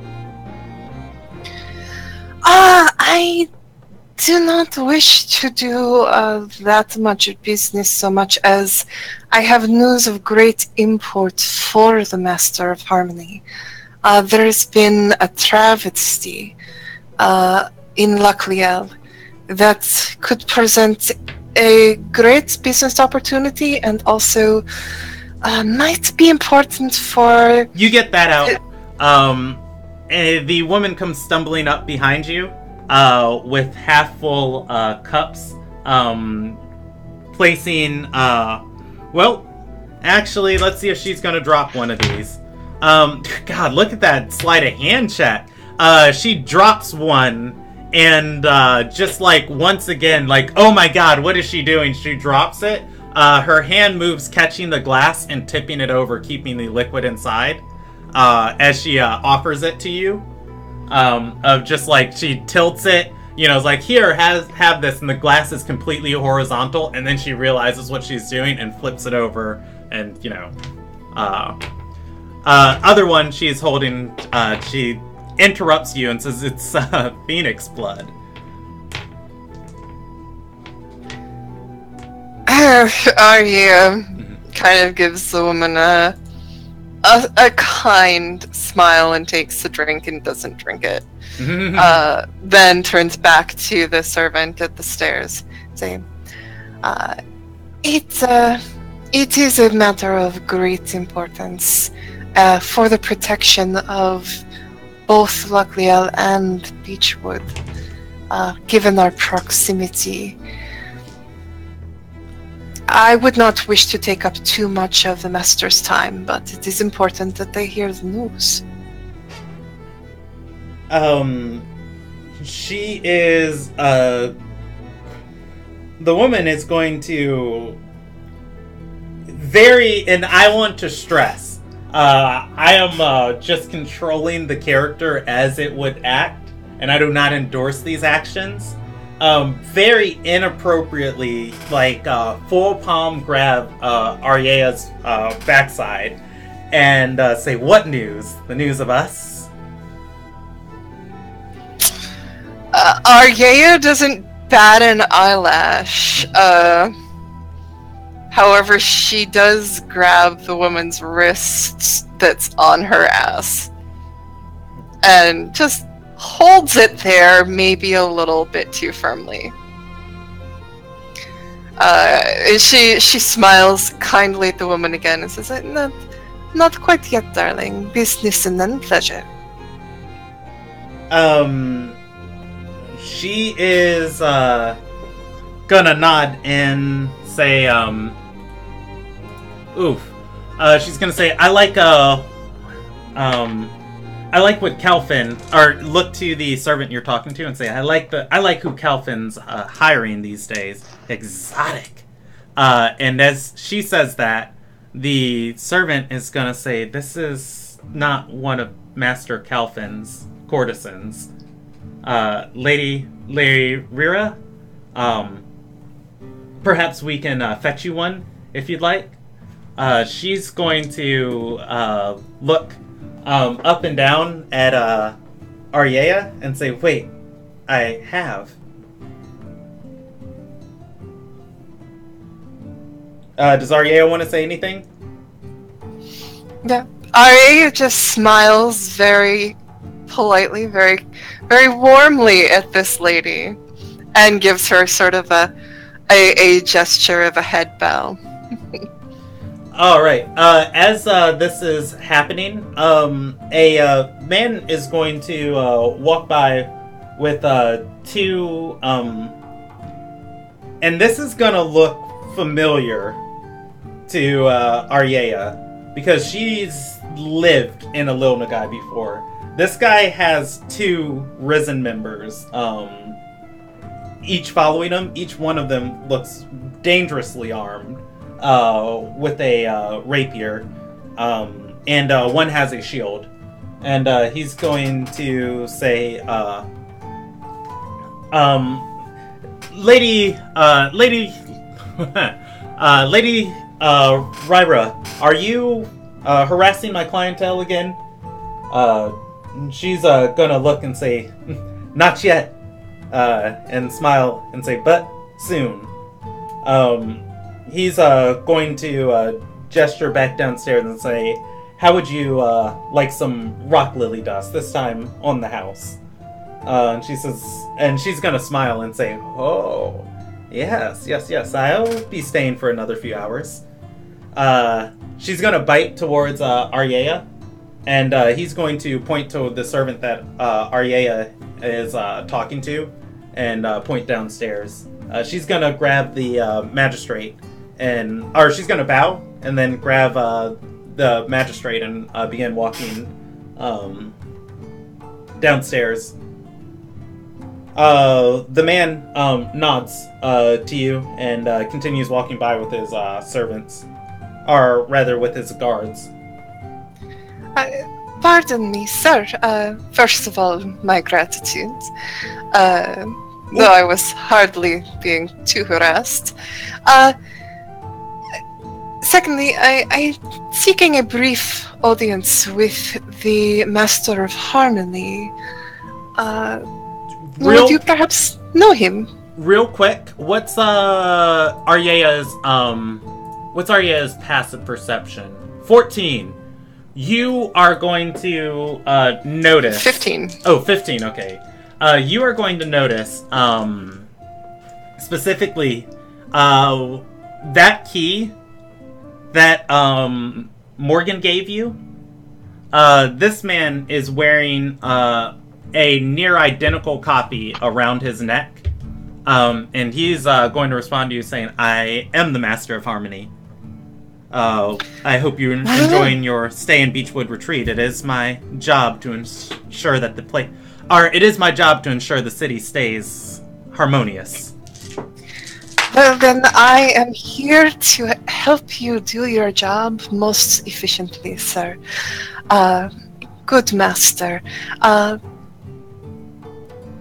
A former member, I believe, of your order sent me from Lacriel to inform you of the goings-ons there over the last 24 hours. There has been quite an incident that is sensitive and of the utmost import that the nearby towns are alerted of what has happened. He looks back at his risen guard, and did you say your town name? Lacriel? Yeah, and he's gonna say, Lacriel, do we have a magistrate there? The lady... A retired member, if I believe correctly. She produces the key. So, you take out that key, and as you do, everybody's eyes up here are going to go wide at it. And he's gonna look down at his key, and then look at yours, and he's gonna say, where did you get that? And older guild member of mine in Macliel.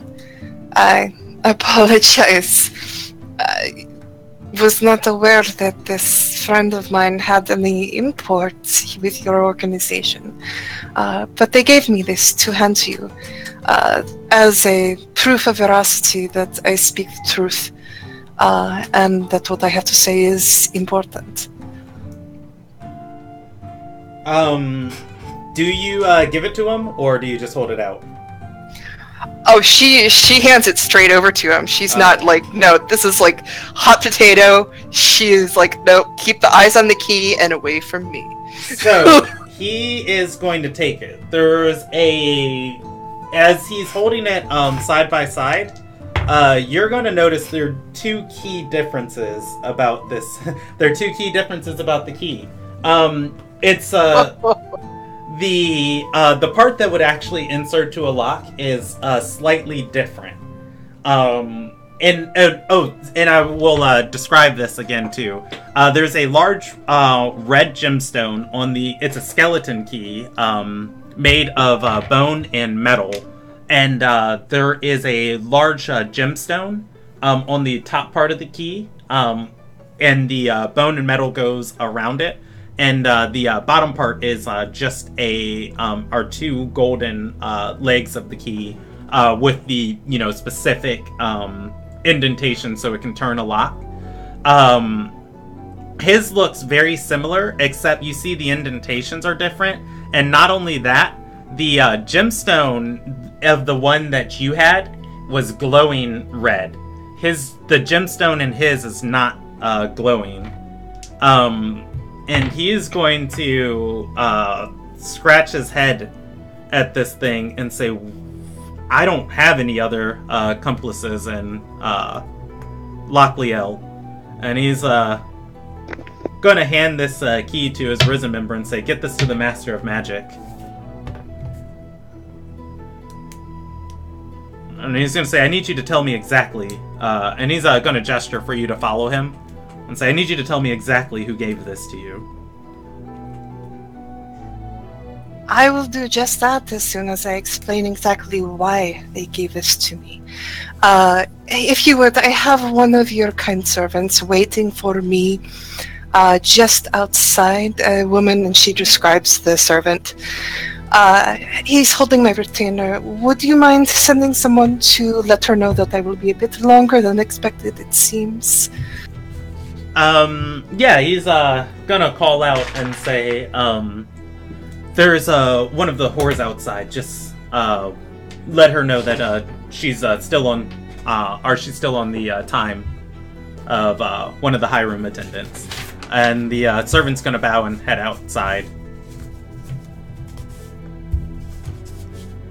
Yeah, thank you. I hate for your lovely servants to be seen as idle when they are not idle.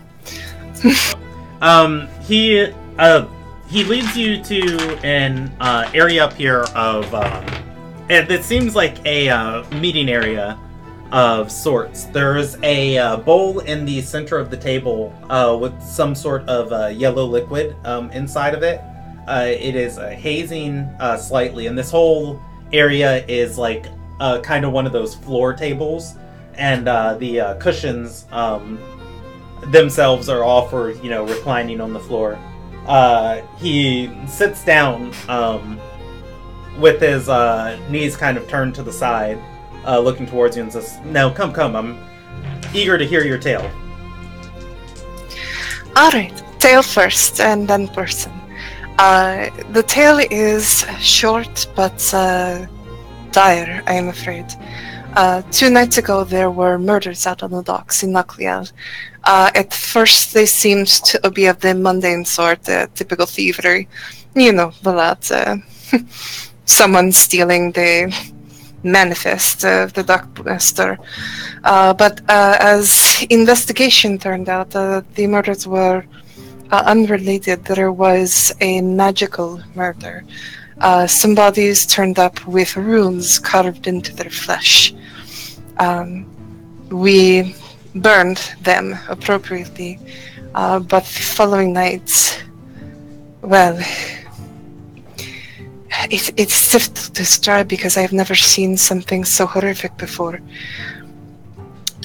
We were forced to burn down the entire docks as what can only be described as an invasion of skeletons began taking the town. They came in from the ocean, and she gives the appropriate cardinal direction that they came from. Okay. Assuming south. Yeah. They came in from the sea, from the south. At first, just a few, but more and more until the entire dock side of town was swarmed with it. We were forced to seal the town gates and set the entire docks aflames to contain the threat. And in their wake, they left the land tainted. There is a sickness that we are trying to stem, but we are down to only 2 healers in the entire village. And 2 healers can only do so much against some kind of magical illness. I fear if drastic measures are not taken quickly, this illness will spread and become a threat to Beechwood. More so, I fear that attack was not isolated. It was a full invasion. They intended to take the town, preceded only by these few murders, with these bodies with some kind of dread runes left on their forms. He's so you said all of that, and he's like been intently looking at you. And as you finish, he's gonna kind of wave his hands and say, "And the key?" The key is from a guild member of mine that unfortunately passed in this event, saving some of the people on the docks. He gave this to me as his last act and told me to come here and seek someone of your order to send help. If they could. All right, you know what I'm gonna ask for. Ask for a, give me a deception check.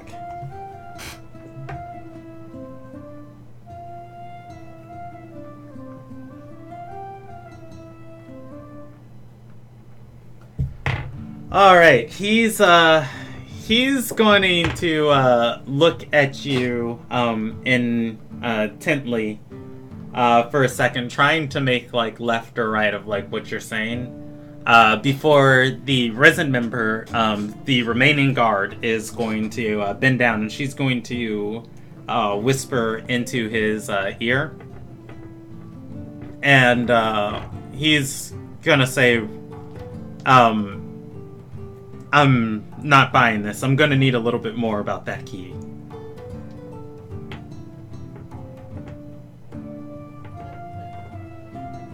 And he's gonna say, "Are you aware of what it is?" I'm afraid not. Believe me, I would say more if I knew more about what it is. He's gonna say, he's gonna pick up his own key and say, this temple is an ancient temple, left behind by gods before our time. One of the reasons we choose this as our stronghold of power within the city, it has a vault beneath it, nearly impenetrable. However, it only opens to a single key, and he holds it up and says, only one exists.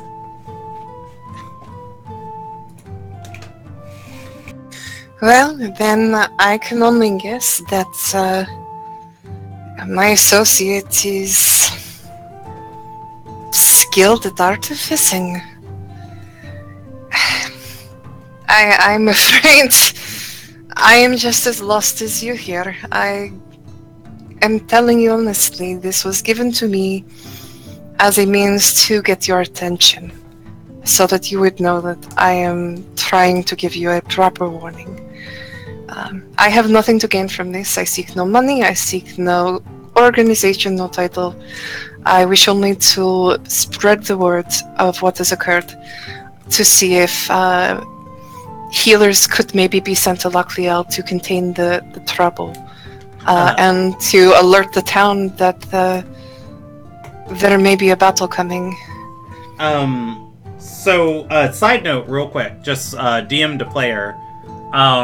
When Morgan gave you the key, Morgan said she found it on the body of that thing that you and Yomar killed.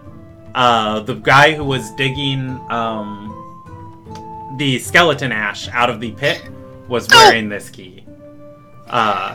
Don't. Okay. Memory. Sorry. Thank you. Can I retract what she just said? I will. Yeah, I will allow you, because I was just, if you're trying to like deceit that, and that's what I was trying to get, was like, is she trying to play off that guy wasn't involved in the attack? But yeah, no, that's where Morgan found the key from. All right. I'm gonna retract a half of what she was going for, because I got confused a moment and thought it was Morgan's key. Morgan gave you the key and it's like, yeah, I stole it off of, literally the number 2 in charge of the merchants of the Ruby, and I just, Okay, so rewinding back that last speech, and a little bit of the first speech. I mean, she'd still, like, she said honestly, the dude whose key it was died on the beach. Yeah, that's what most of your statement wasn't a lie until you told the part where a guild member died. To get like, that's a lie. like the guild, most of it, like, you were pretty actually on point of like what happened. So. Yeah. So okay, so she would go back. I'm just gonna, for time's sake, say that she would have said honestly that the key came off of the body of one of the attackers, of one of the weird things that were attacking the town.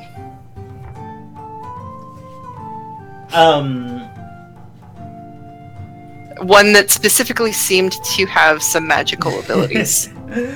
That's fantastic. You're talking with the dumbest people inside of Beechwood Retreat. And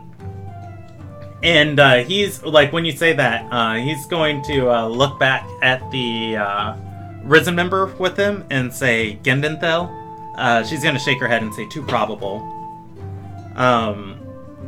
He's gonna nod and say, alright, we'll cull the sick out of the town. That should sate any spreading infection. However, the Lochliel isn't one of our sanctioned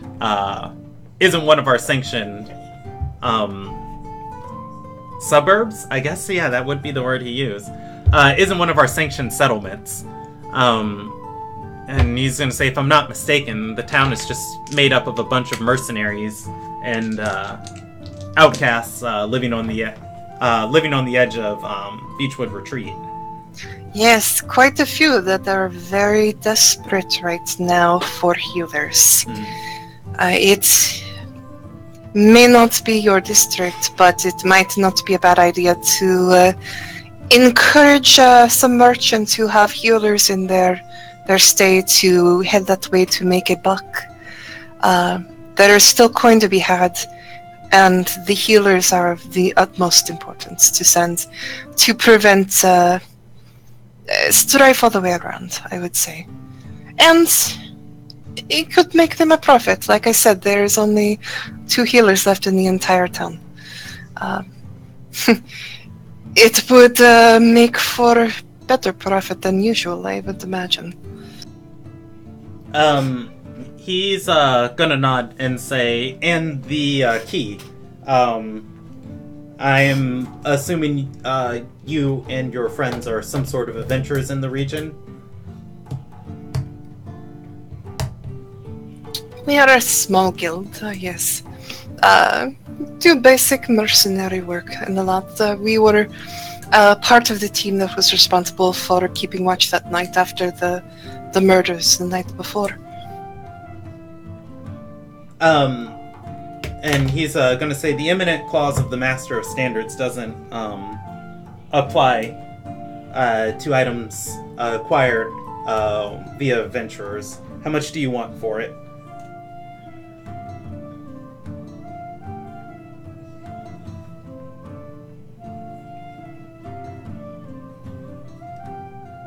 One moment here. Okay. That was a statement intentionally meant to be outside of Aryea's field of expertise.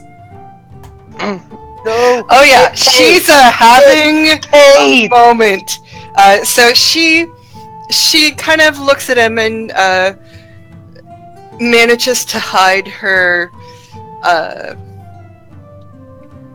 moment of pause, and instead tries to play it off as like contemplating a fair price. And then she just looks honestly at him and says, "It is clearly of great import to the temple and whatnot here. I feel it would be inappropriate to accept too large a sum for it, but indeed, trade is essential to the running of any city. How about an amount that you would consider a fair price, plus a favor at some point later on for the guild that I represent? A small favor, of course. We are a small guild. He says, small guild, 500 gold. Tell that bitch to add a 0 to it. Small guild, 500 gold sounds... Aryea can roll an insight check if she wants. Yeah, Aryea is gonna roll a fucking insight check. It's not going to be very hard. You're going to get information no matter what you roll, but, once again, magnitude of inspiration. Magnitude. Yeah, go ahead and roll it. 8. Okay. Aryea knows she is definitely being lowballed. By how much? She doesn't really know. He did tell you, though, the reason why he wears the key that he has. Yeah. So here's what she's going to do instead. So, I understand that you have a business, but this seems like information that is, well, an item and information that is worth far more than that, even for so small a guild. How about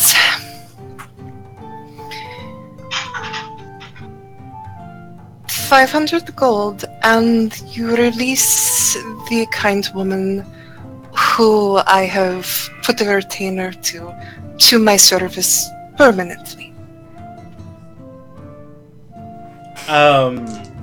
He's gonna look over at his risen scribe and say, "You have yourself a deal." He looks a little surprised at the offer. Aryea bows and smiles appropriately, shows a little bit of cleavage with her bow intentionally. Might wink on her way back up. And awaits the coin. Alright. The scribe is going to start, filling out a contract for it. As the guard functions as both a scribe and a guard for him. At the same time, he's going to say, when you retrieve this off of the corpse, you said it came from the south? Yes. The invasion came from the south, and it swept in from the sea. They only hit the one side of town that the murders occurred in, and, well, I am trying to think if there's anything else that might be of import. The first creature that we noticed in preempt of the attack was trying to dig up the bodies that we had burned to acquire their bones. It did not seem sane by any measure when we sounded the alarms. He's gonna nod and say, well, since you were the one who retrieved this, I will allow you to accompany it to the Master of Magic, if you'd like, just to find out more about its origins. I would very much like that. My new lady servant, I am certain, will be able to lead me there. Alrighty. Give me 1 second real quick to roll something. Alright, so, I need to roll a percentage die. Aryea is handed a form from the Risen member to fill out. Does she sign it? Oh, she reads it thoroughly to make sure that it includes wording, including a favor for the guild. Okay. It is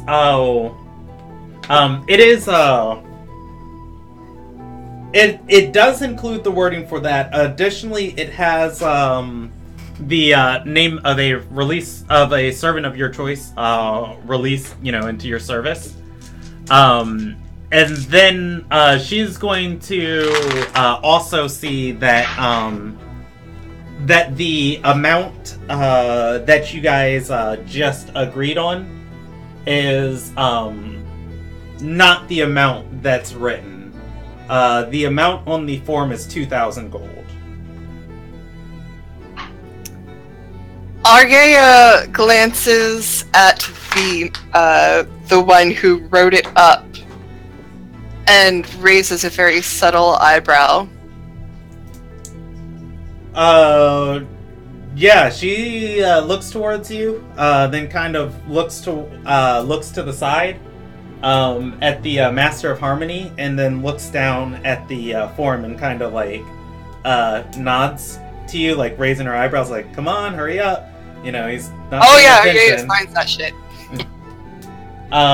And she takes it, and she's going to gesture to a servant to come and hand her the form. She hands the servant the form, and they take it off. It says, if you have any other business. Only to collect my new lady servant, and to follow her to the Minister of Magic to understand exactly what it is we found, since we appear to be the first front line of whatever this thing is. Okay, and he's gonna say, and do, of course, if your guild, what was their name, by the way? Yes, of course. She gives him the name of the guild that my brain is not pulling up right now. The Silver Tree. The Silver Tree. Okay, I had half of it. And he's going to say, yes. If they find any more artifacts relating to this key, I'd be happy to purchase them off of you. It is only the law that I can do so. Of course. And what was your name again? He stands up, holds a hand forward, and says, Sizai. Sizai. Master of Harmony. I heard that as is I, and I was like, wow, we way too pretentious, dude. Is I? I think I is. Is I, the Master of Harmony. I'm like, Is I is, or is I ain't your baby? Ilyara. Who's that? And he's going to return the phrase to you that I have to grab my pronoun. And he says, Iliaria to you too. It's always good to have people. It's always good to have people from Lil Nagai in the retreat. She bows gracefully and takes paperwork and makes her appropriate formal retreat as soon as she is alerted to where she's going to pick up the payment. Okay, so as you're stepping out and waiting, obviously stepping out, you're going to see the servant who had the form, walking by with a bag of gold out of this. And when I say bag of gold, I mean like you have a literal sack of gold that they give to this small girl waiting outside here, and not like of course she's of age, but like she's carrying like a 40-pound sack of gold. Let me see how much. We need a vault. Yeah, let's see. 2,000 gold pieces. Oh, okay. It's only 50 pounds. Literally just heaving this sack out of this drug den to your servant outside. You come out witnessing a conversation. The woman is going to pull off her black coin pouch, the lavish one she puts your 6 silver pieces into, hand it towards the servant, and the servant is going to hand her this 2,000 gold. And she's going to heave the sack over her shoulder and look towards you and say, I guess I belong to you now? You too, my dear. What is your name? Her name was 3 pages ago.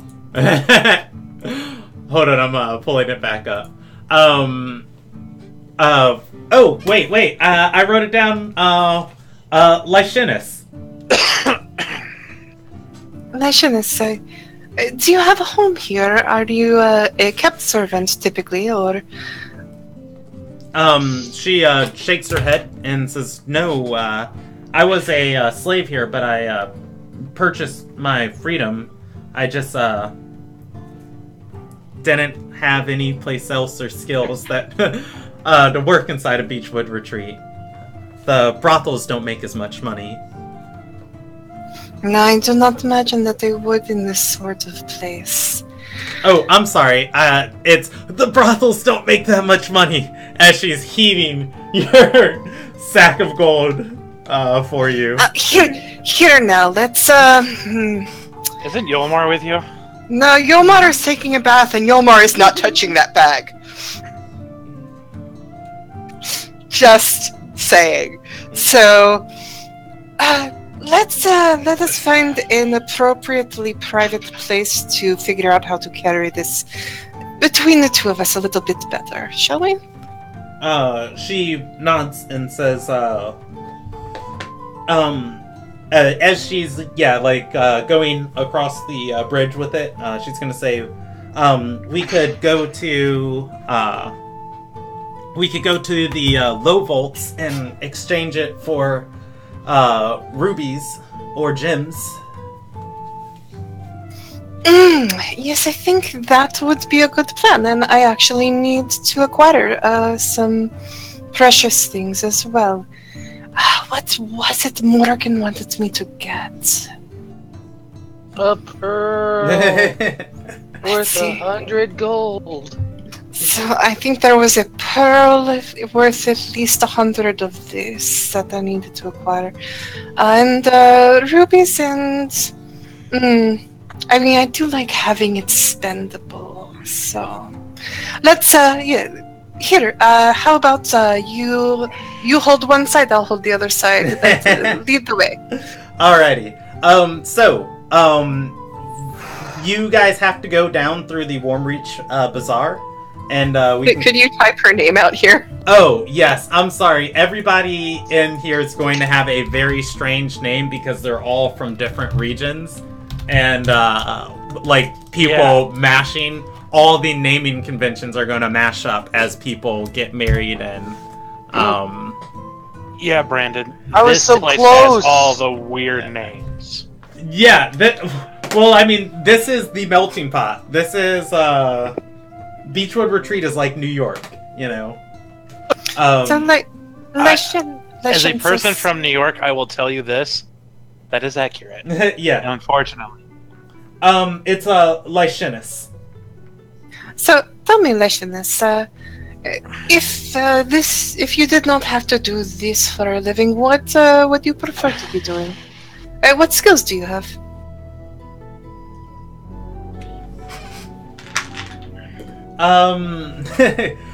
She's gonna say, you see her pause, and she's gonna say,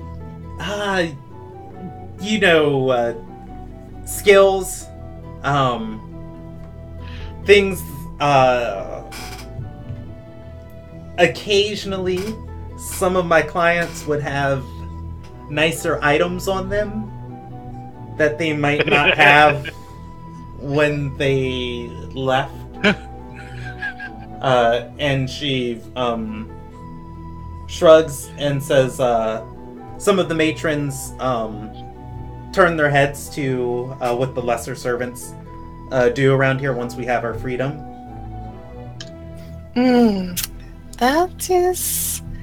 That is most interesting, and I imagine quite lucrative. You are quite lovely. I imagine you could get away with lots. I think you and I are going to be very good friends. It wouldn't be a party if you guys added the pickpocket, or didn't add the pickpocket NPC to it. But yes, she smiles at that, a little excited. And she's gonna say, the servant from the High House didn't discuss pay. She's gonna say, I make 11 gold a day working here. Oof, 11 gold a day working here, really? She nods and says, I told you it's quite the luxurious place. Yes, it is quite the luxurious place. Aryea doesn't even have to roll an insight check for that. That's outrageous for a courtesan. Yeah, well, considering what Aryea used to do for a living, yeah. So she'd keep carrying the bag, make a little mental note, and like make sure she oversees the exchange of all of this gold into something that's more portable. Alrighty. So I'm gonna fast forward you through the rest of this area because there's a little bit more stuff I wanted to hit tonight. Yeah. Like definitely, we have to find a way to wrap up here. Yeah. So the bazaar. Gold is exchanged. Yeah, the bazaar. You can also purchase the pearl in the bazaar. People will sell you one here for either 25 ruby pieces or 100 gold. So we probably buy a pearl on the way to get rid of 100 gold and lighten the load a little. Okay. And then the gold you can exchange into the low vaults. It is a gambling den as you get down there, but also it does overlook the huge... in this area, by the way, is on the... So there are 4 structures here. Half of this place is tilted into the water. This is on the side that the bathing shrines are in, the structure adjacent to it. So half of this place is submerged. And that half that is submerged is the vault. and set up in this area are, the different gambling dens. But here you can exchange the gold for gems, ruby pieces, any manageable carried weight. If you want me to do it, I'm just going to roll you 2d12 of what they exchange it down into. Yeah, just do a fast exchange. Alrighty, so... technically, we don't necessarily need the math up front. We can get to the plot. Yeah. 1,900. Okay. They are going to exchange it into... You're gonna have a few gold pieces left over on this. They exchange it into gems worth 150 gold each. You have 12 of them. And additionally, you have 100 gold coins left over.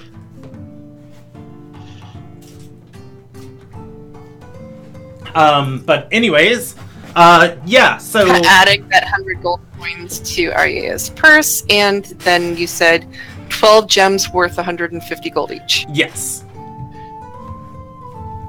Alright, you can collect Yomar and head back to the city.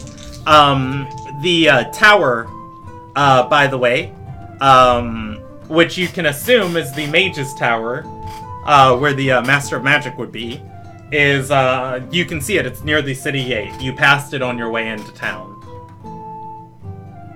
Yep, we will be making a stop there.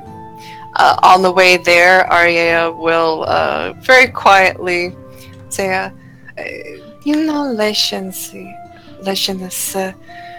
I used to do something very similar to what you do. I would like for our friendship to be a truthful and amicable one. I promise you I will never let you go hungry, and if you like, quite honestly, I would release you to go wherever you will in the world. If you want to travel across the sea, I will give you enough gold to make a passage somewhere else to have a different life, if you like. But if you want to stay with me, then, well, there will be fun and adventure and perhaps a more interesting life than just pickpocketing some rich bastards who don't think twice about your body. Like, her eyes are going to begin to glow at that mention, and she's gonna say, well, she's gonna say, well, I can't fight well, but I learned a little bit while I was there, but I'd love nothing more to experience anything outside the region. I've never left the retreat. Well, tonight you're coming back with us to our town, and tomorrow, then, if you like it, you can stay. Do you know how to cook? She's going to say, yes, of course I do.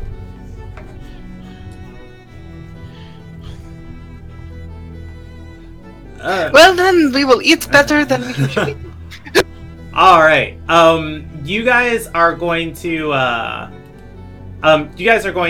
get to the you're going to get to the tower, and the bottom of the tower down here, this whole floor, the whole floor underneath this area, because it's not an entire tower, it's four statues standing around holding up the tower in the sky over you. Directly underneath it in this section of town, there are runes and circles and sigils all over the ground down here, and specifically there is an area where they'd have the gate on.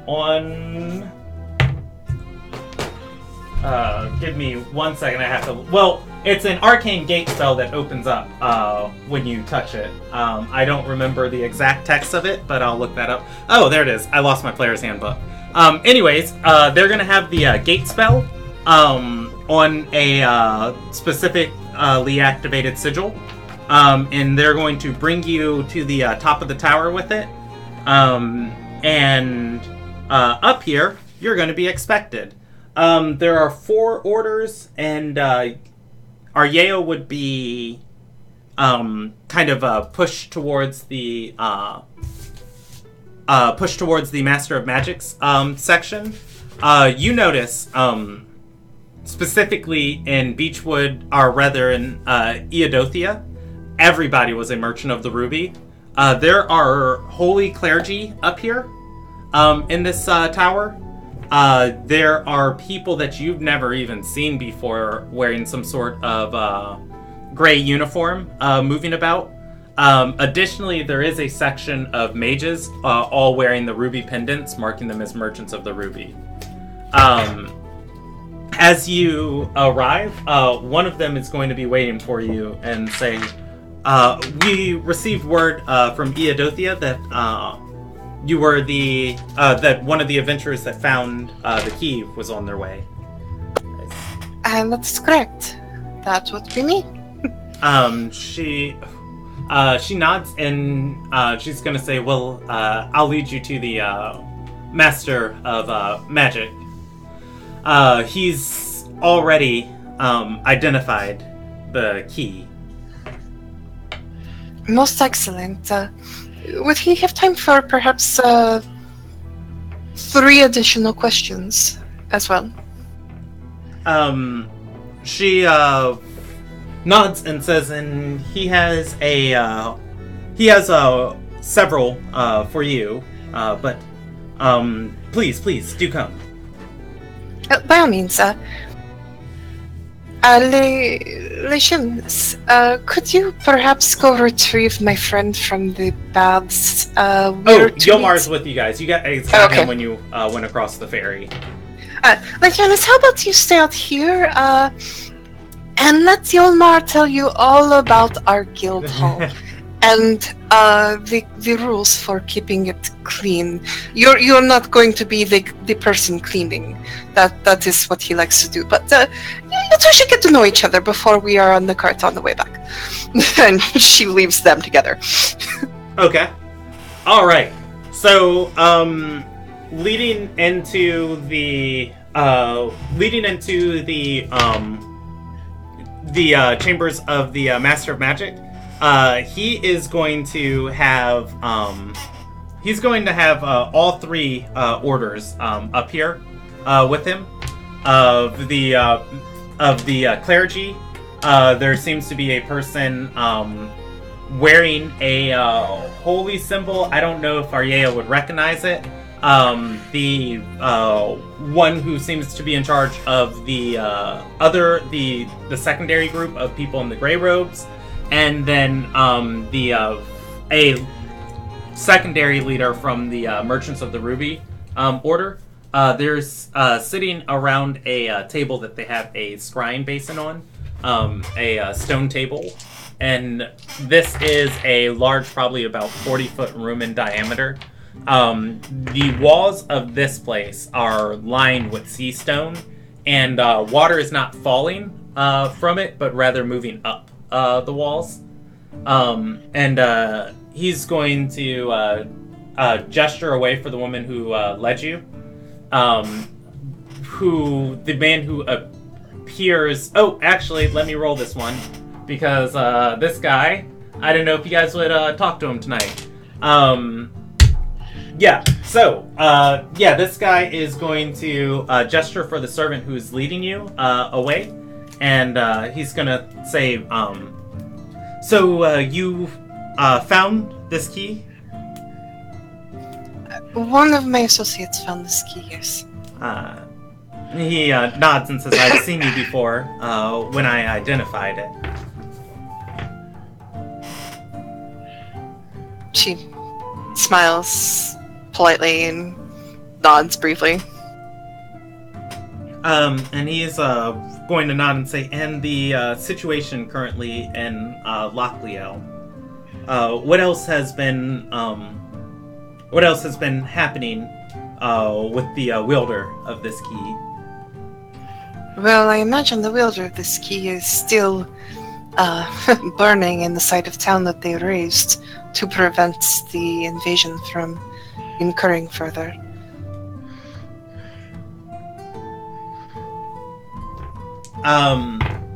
The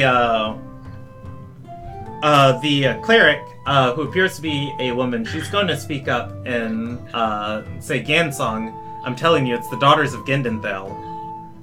He holds up a hand and says, no, too convenient. They were mostly skeletons that attacked. The only humanoid was more male and almost fiendish, pale, and his magical attacks were made by use of some sort of runish transference. I could give you a rough sketch of the types of runes that we were seeing if it would help any. He nods and says, so he's gonna nod and say, yes, those runes would be nice. But I am aware the wielder of this key was a part of the Archblight. However, they have access to a kayak vault. I'm not certain how something like that could happen. Well, to being perfectly blunt here, I am just a member of a small guild that was helping guard the town. This is a bit above our pay grade. But I am most curious, what should we perhaps prepare for? Is this the last we will see of this? It seemed to be an invading army.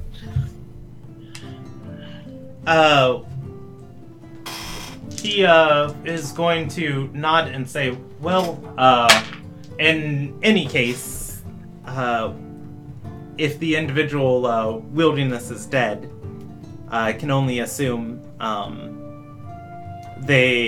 whoever gave this key to him wanted it to show up. As a sign.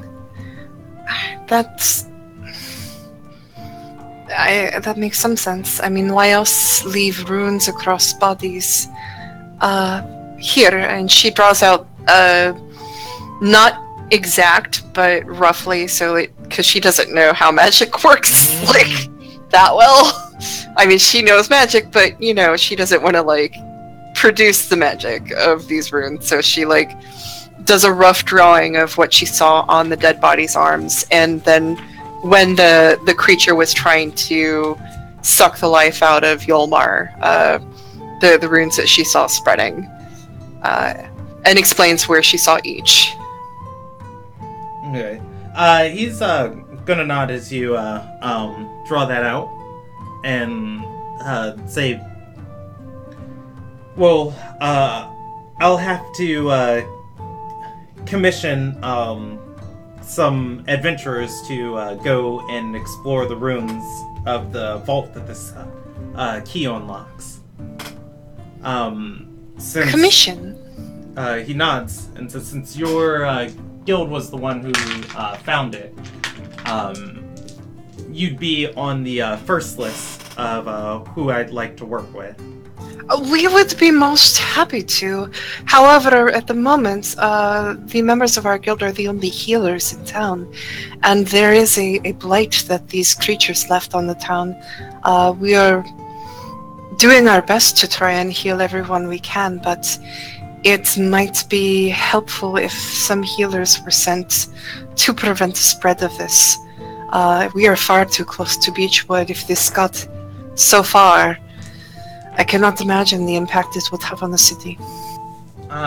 He's gonna look to the cleric who spoke earlier and say, Dolia, can your clergy handle healing a blighted city? she's going to nod and say, we can give it a measured response. But if we spend all of our potency cleansing the sick, or curing the sick, and they attack again, then I'm sending my clerics to their death. We are stemming and segregating what we can. Lesser restoration seems to do the trick for curing the illness of those who were impacted, and we are keeping everybody out of the section of town that has been scarred by this blight. So he nods and says, and it's the sick are fine, but mending the land is what takes the effort. And she's gonna say, yes, it's the goddess's will for a purging flame to simply cleanse it. Curing, not really what we specialize in.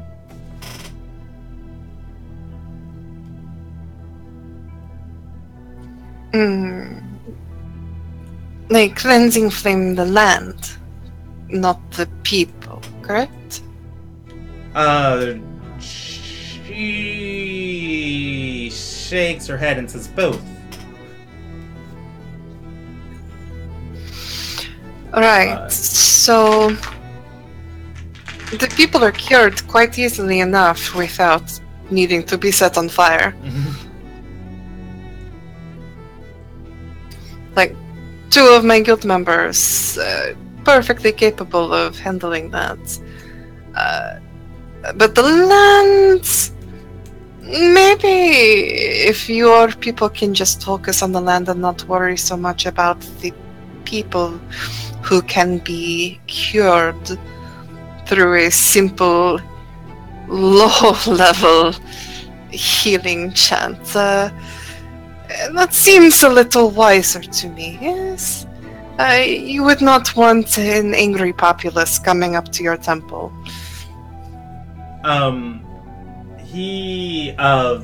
As you say that, the Master of Magic is going to agree with you and says, I've told you, if I allowed your order in here, you abide by the rules of Beechwood, not by the mandates of your god. She is going to kind of look, or rather not kind of, like very look unhappy about that. Say, well, maybe my clerics and I will head to a different town then. He's gonna point towards the door, and she's not going to leave. She's gonna look to Aryea and say, I can spare 5 from my order. Looking back towards the Master of Magic. He nods and puts a hand forward of kind of like, thank you. Aryea nods and says, yeah, 5 should be sufficient to clean the land. She does not like that woman. Oh, yeah, Aryea can pick up, she's very evil. Yeah. So Aryea turns back to the magistrate. So, now that small matter is settled and lives will be saved, I do have, well, 3 questions. One regarding this ruin that you would like to hire our guild to go investigate. We are a smaller guild in the town, so we will not be missed too much, but the healing help will definitely free up our time to help. If you could have your scribe write out precisely what it is you would like us to investigate, perhaps I can take the note to my people and they can look it over and send you word if they take up this missive. He's gonna nod and say, of course, anything contracted out to you going into runes in this area will be handled under the imminent clause. Very good, very good. Be sure to include the daily and expenses fees that you are willing to offer in exchange for this most dangerous adventure, it seems. And my next 2 questions. May I speak more privately with you? She looks over at the priestess girl. All right. It's not. You're not only in a room with a priestess. You're in a room with 2 other order members.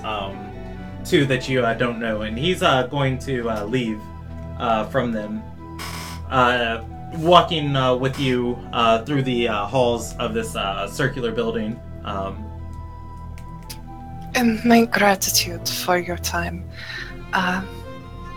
Those runes, they look quite dangerous, but they cannot help but remind me of some that I saw on a body of a loved one some time ago in Aliega.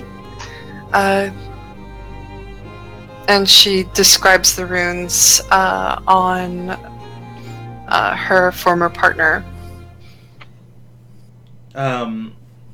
He's gonna nod and say those they're residual effects of the Archblight's magic and influence. They use rune magic, oftentimes implanting the ability to do so in stones buried in the ground. Would they hire a lady of the night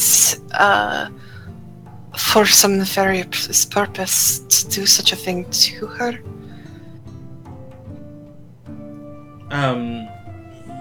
He's gonna kind of rub at his chin and say, the commander of the Archblight right now, it's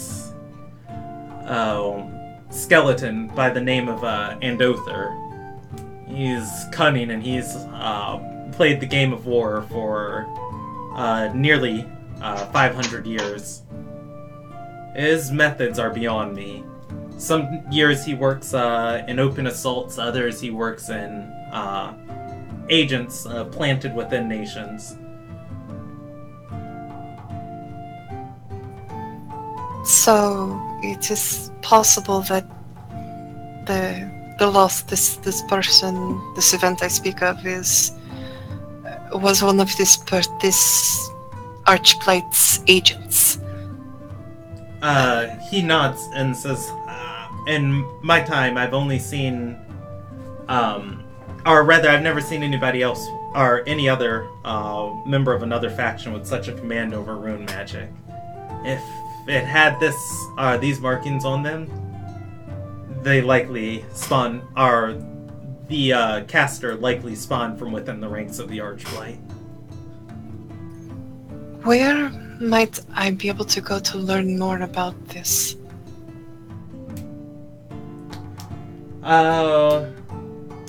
He's gonna point towards the ocean and say, across the sea, the Galena Mave. It's gonna be the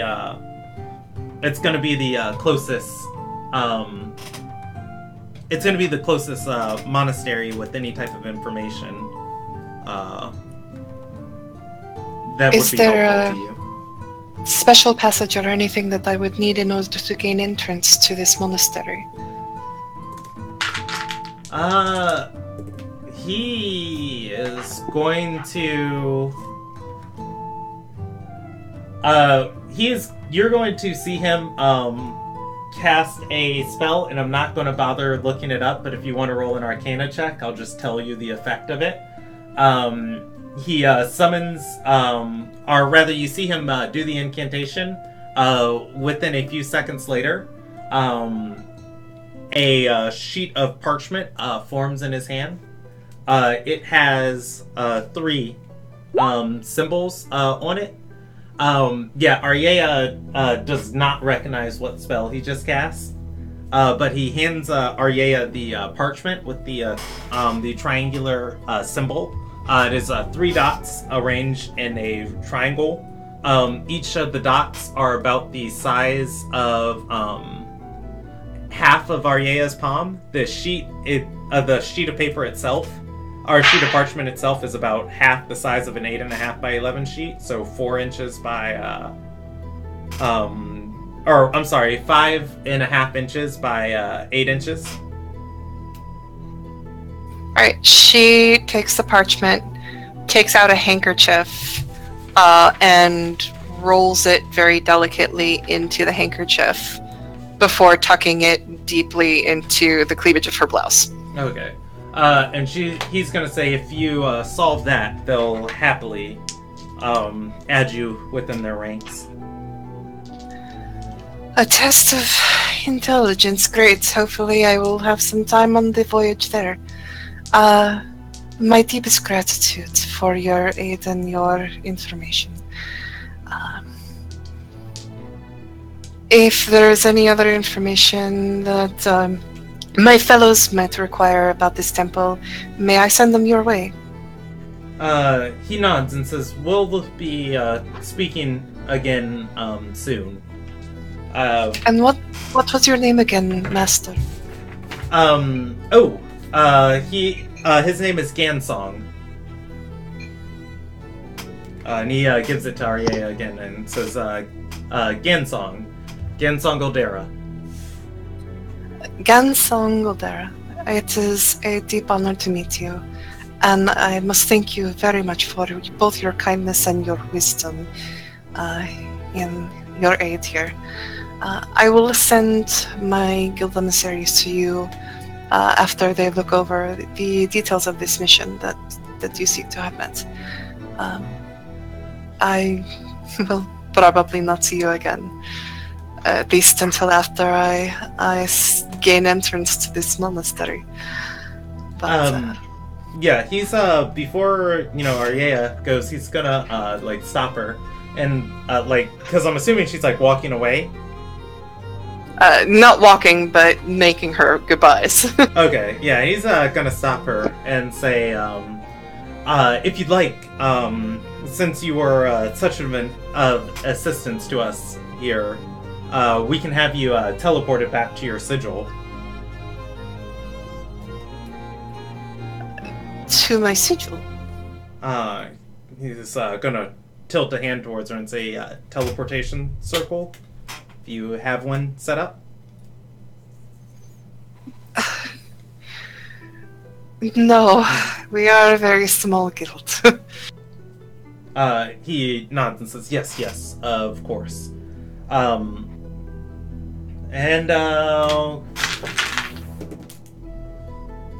He doesn't trust himself enough to teleport you guys to Lochliel. My deepest gratitude for the offer. It will be an interesting ride nonetheless. It is a trip that I'll have to explain to my peers. All right.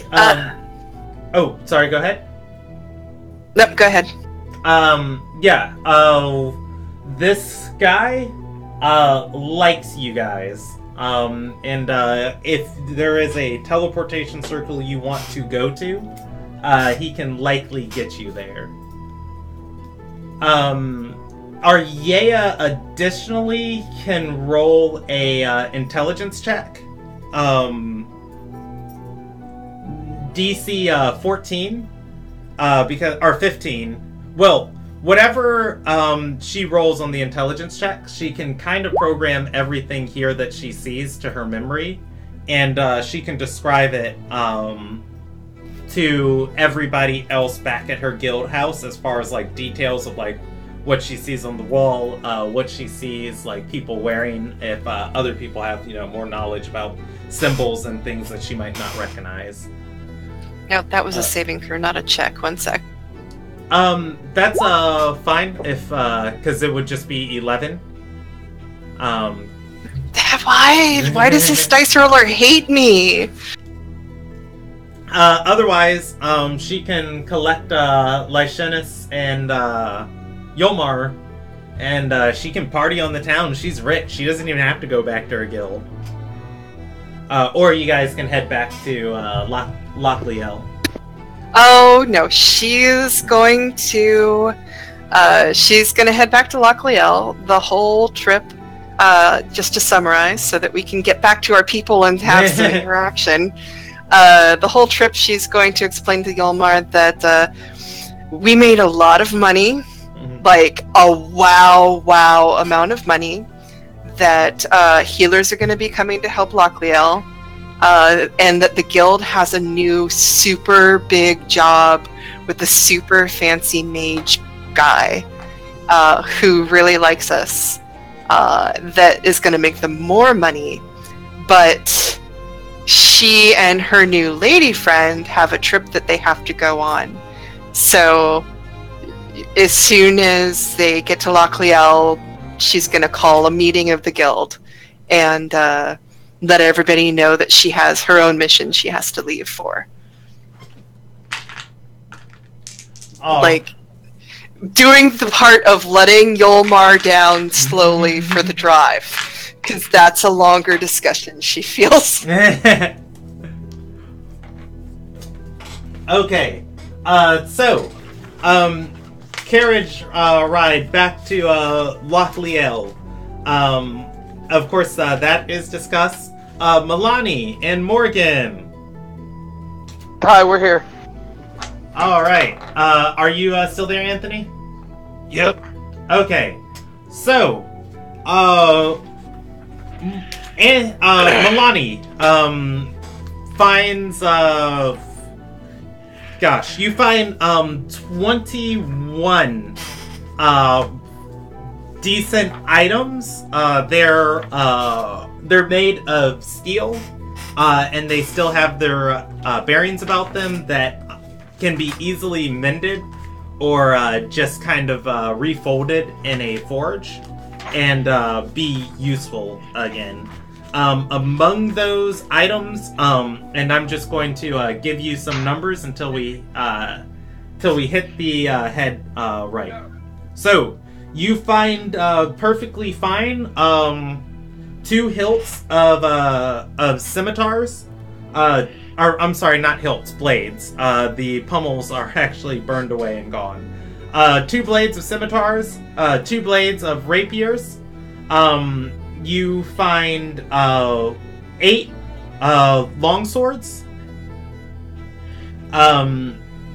The longswords, the pummels can actually be repaired. It's not just the blades. You find 2 axe heads. You find 1 great axe head. You find a battle axe that can be repaired. And you also find 3 light hammers and 1 maul. And I believe that's 20. You said 21. Oh, okay. 21. We'll just... Oh, you find a dagger that's in good condition.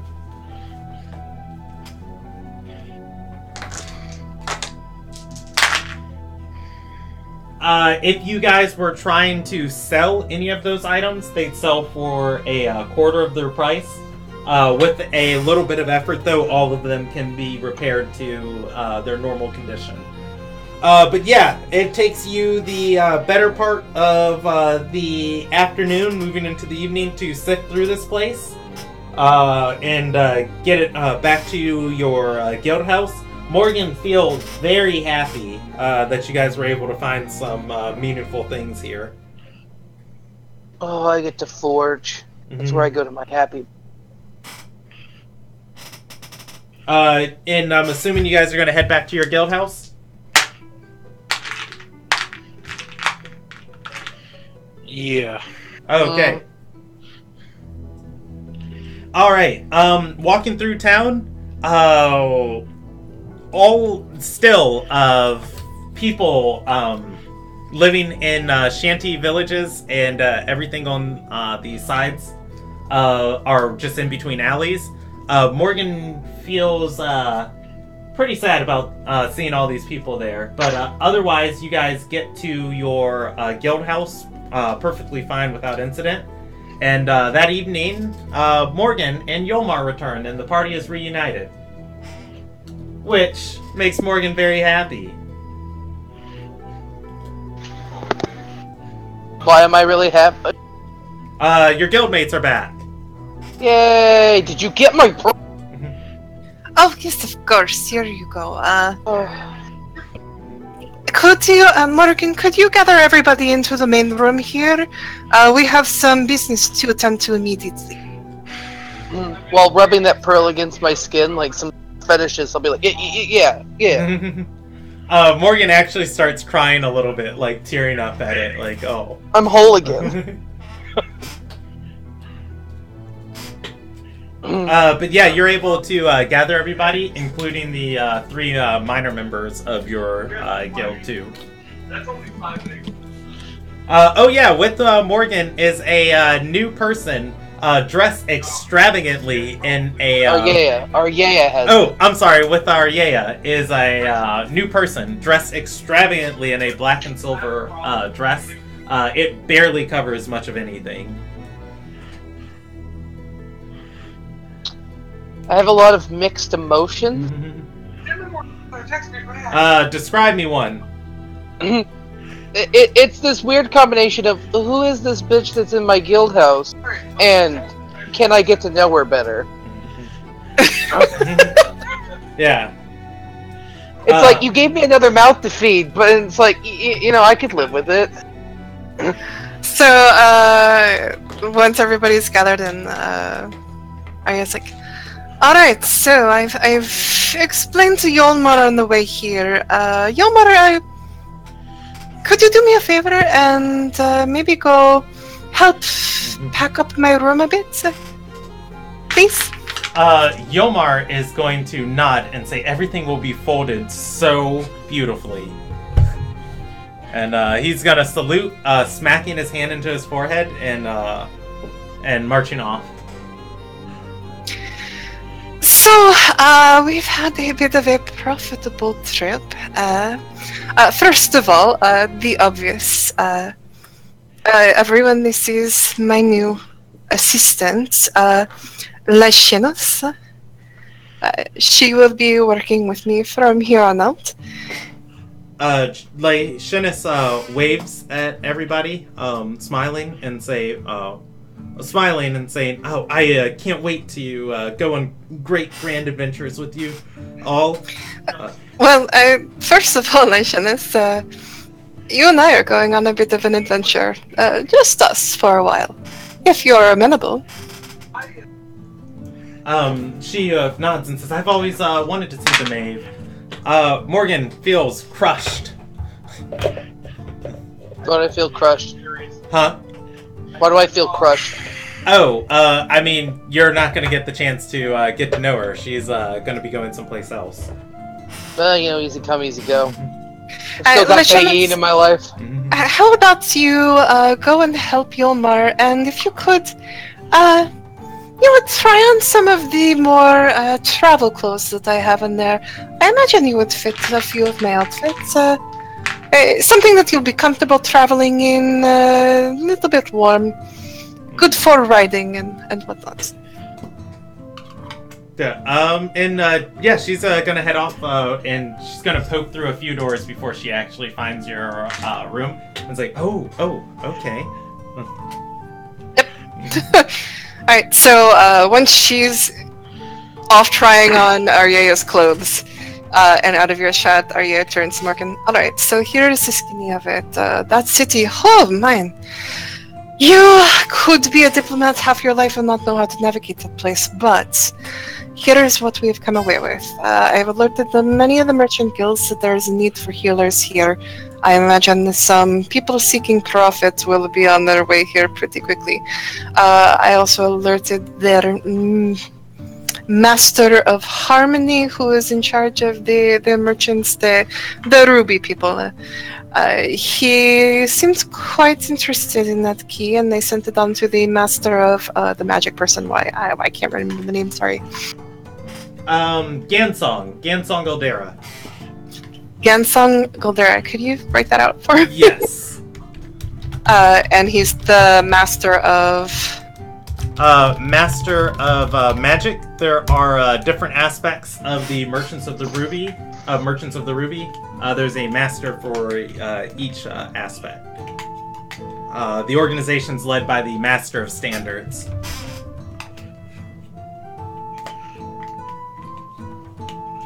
Alright, so who led me to one of their other masters, the Master of Magic, who was deeply concerned by this artifact that you found on that body.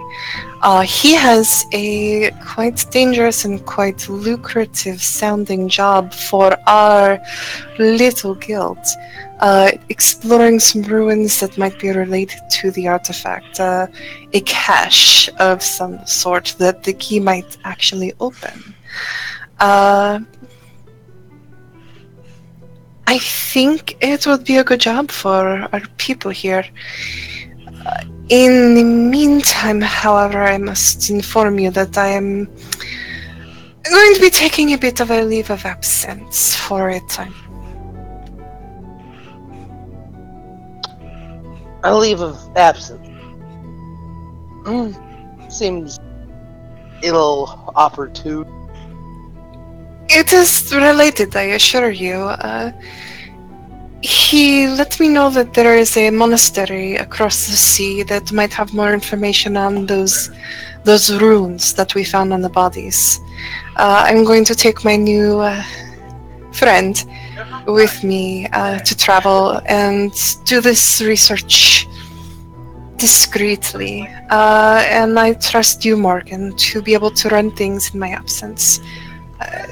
I've almost skipped over the most important part here.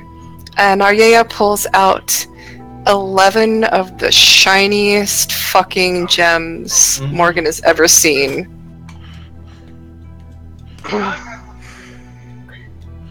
I'm just marveling. Morgan starts to cry a little bit. Each of those are tradable for 150 gold pieces each. Just Payment for the information and the key. God, do I love games. So it was quite the profit. Quite the profit.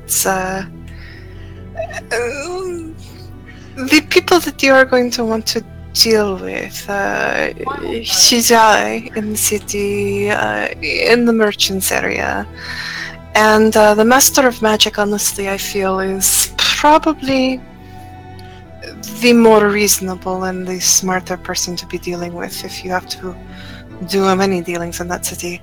He offered to teleport us back to Logliel if we had the circle. Not that good. But maybe he could get it. Yeah, it takes quite a bit to make one of those, if I understand, but it would be worth looking into, and they seemed very amenable to us. Oh, here is the contract for the investigation they would like to hire you for. She hands over the write-up that the magic people gave her. Okay. I'd read over it. Okay, so reading over it, roll me a history check for Morgan. She has history with this. Yay! I love is history checks. Do I get advantage, or is it just a normal history? I'll give you advantage on it. Yay! Morgan actually starts crying.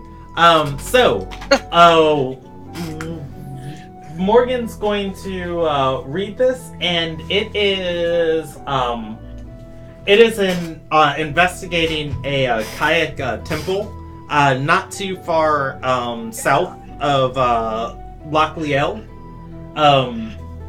And the temple itself, yeah, I mean, she's not going to get anything on that history check. It's like, why? Why do I bother rolling on Friday night? I mean, yeah, Morgan would, however, start crying at it as it reminds her of a temple back near her homeland. I don't know shit. I'm too consumed by the money. Can't read. I'm concentrated. I'm distracted by all my unfettered greed. Yeah, that's 11 gems worth 150 gold apiece. Which is 13? Maybe 1,300 gold? It's a lot less than you got. Where'd the other 700 go? I mean, I don't know that, but if I did. No, that's You got 11 gems worth you got 150. Yeah. 1,300 gold. Pretty sure. I could be doing my math wrong. 1650. I'm doing my math wrong. Oh, I know what I did wrong. I know what I did. Arya might have kept one gem. Well, that discrepancy isn't nearly as terrible. I mean, the last person who had Arya's job would have kept like 8 gems and been like, "Good job, guys. Here, you got paid." And then, give the party like. I'd be super curious where 350 of it went, but I feel like. Yeah, no. Well, 100 of it went to buy the pearl. The rest was boat fare back. The rest, that last gem that she's keeping is intentionally for because she's gonna need the funds for herself and her servant girl to get to this monastery. Yeah.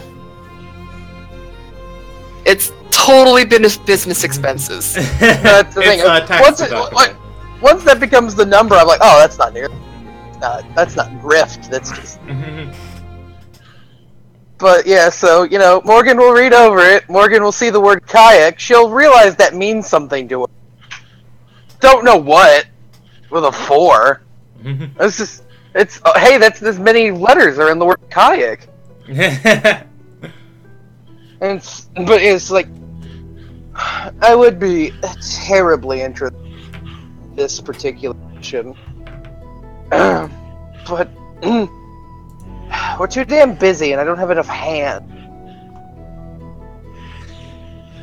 Well, we do have an entire set of people that are homestead and out of luck. You're gonna make me hobos. I imagine there will be the Master of Magic offered 5 clerics to come and help with the healing soon. So I would not maybe leave town until I've made exactly as much gold as I need. Well, I was about to say until you make sure that those clerics don't try to raise the people to their god seems very fire hungry. Their idea of cleansing may be a little bit more violent than the people deserve, especially since simple restoration can cure them.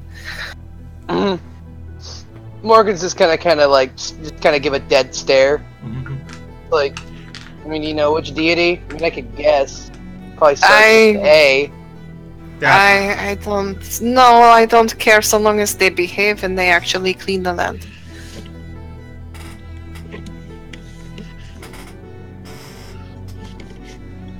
I mean, I can stay put. Keep an eye on make them. sure that they keep balance thing.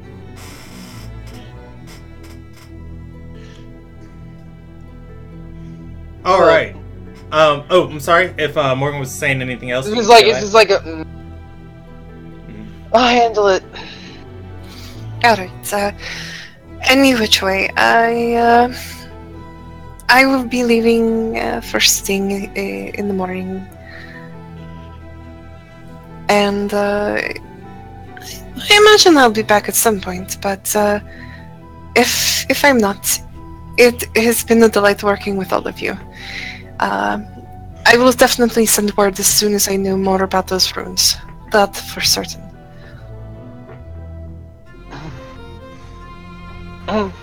That'll be to keep. All right. I think we'll end there for tonight.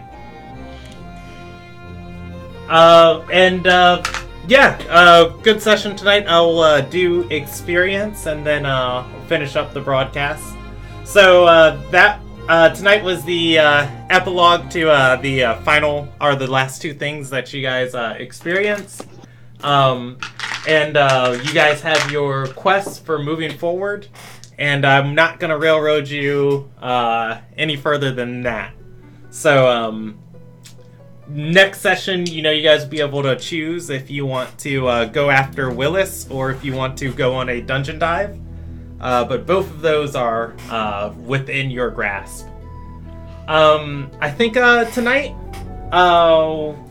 gonna say 600 experience for.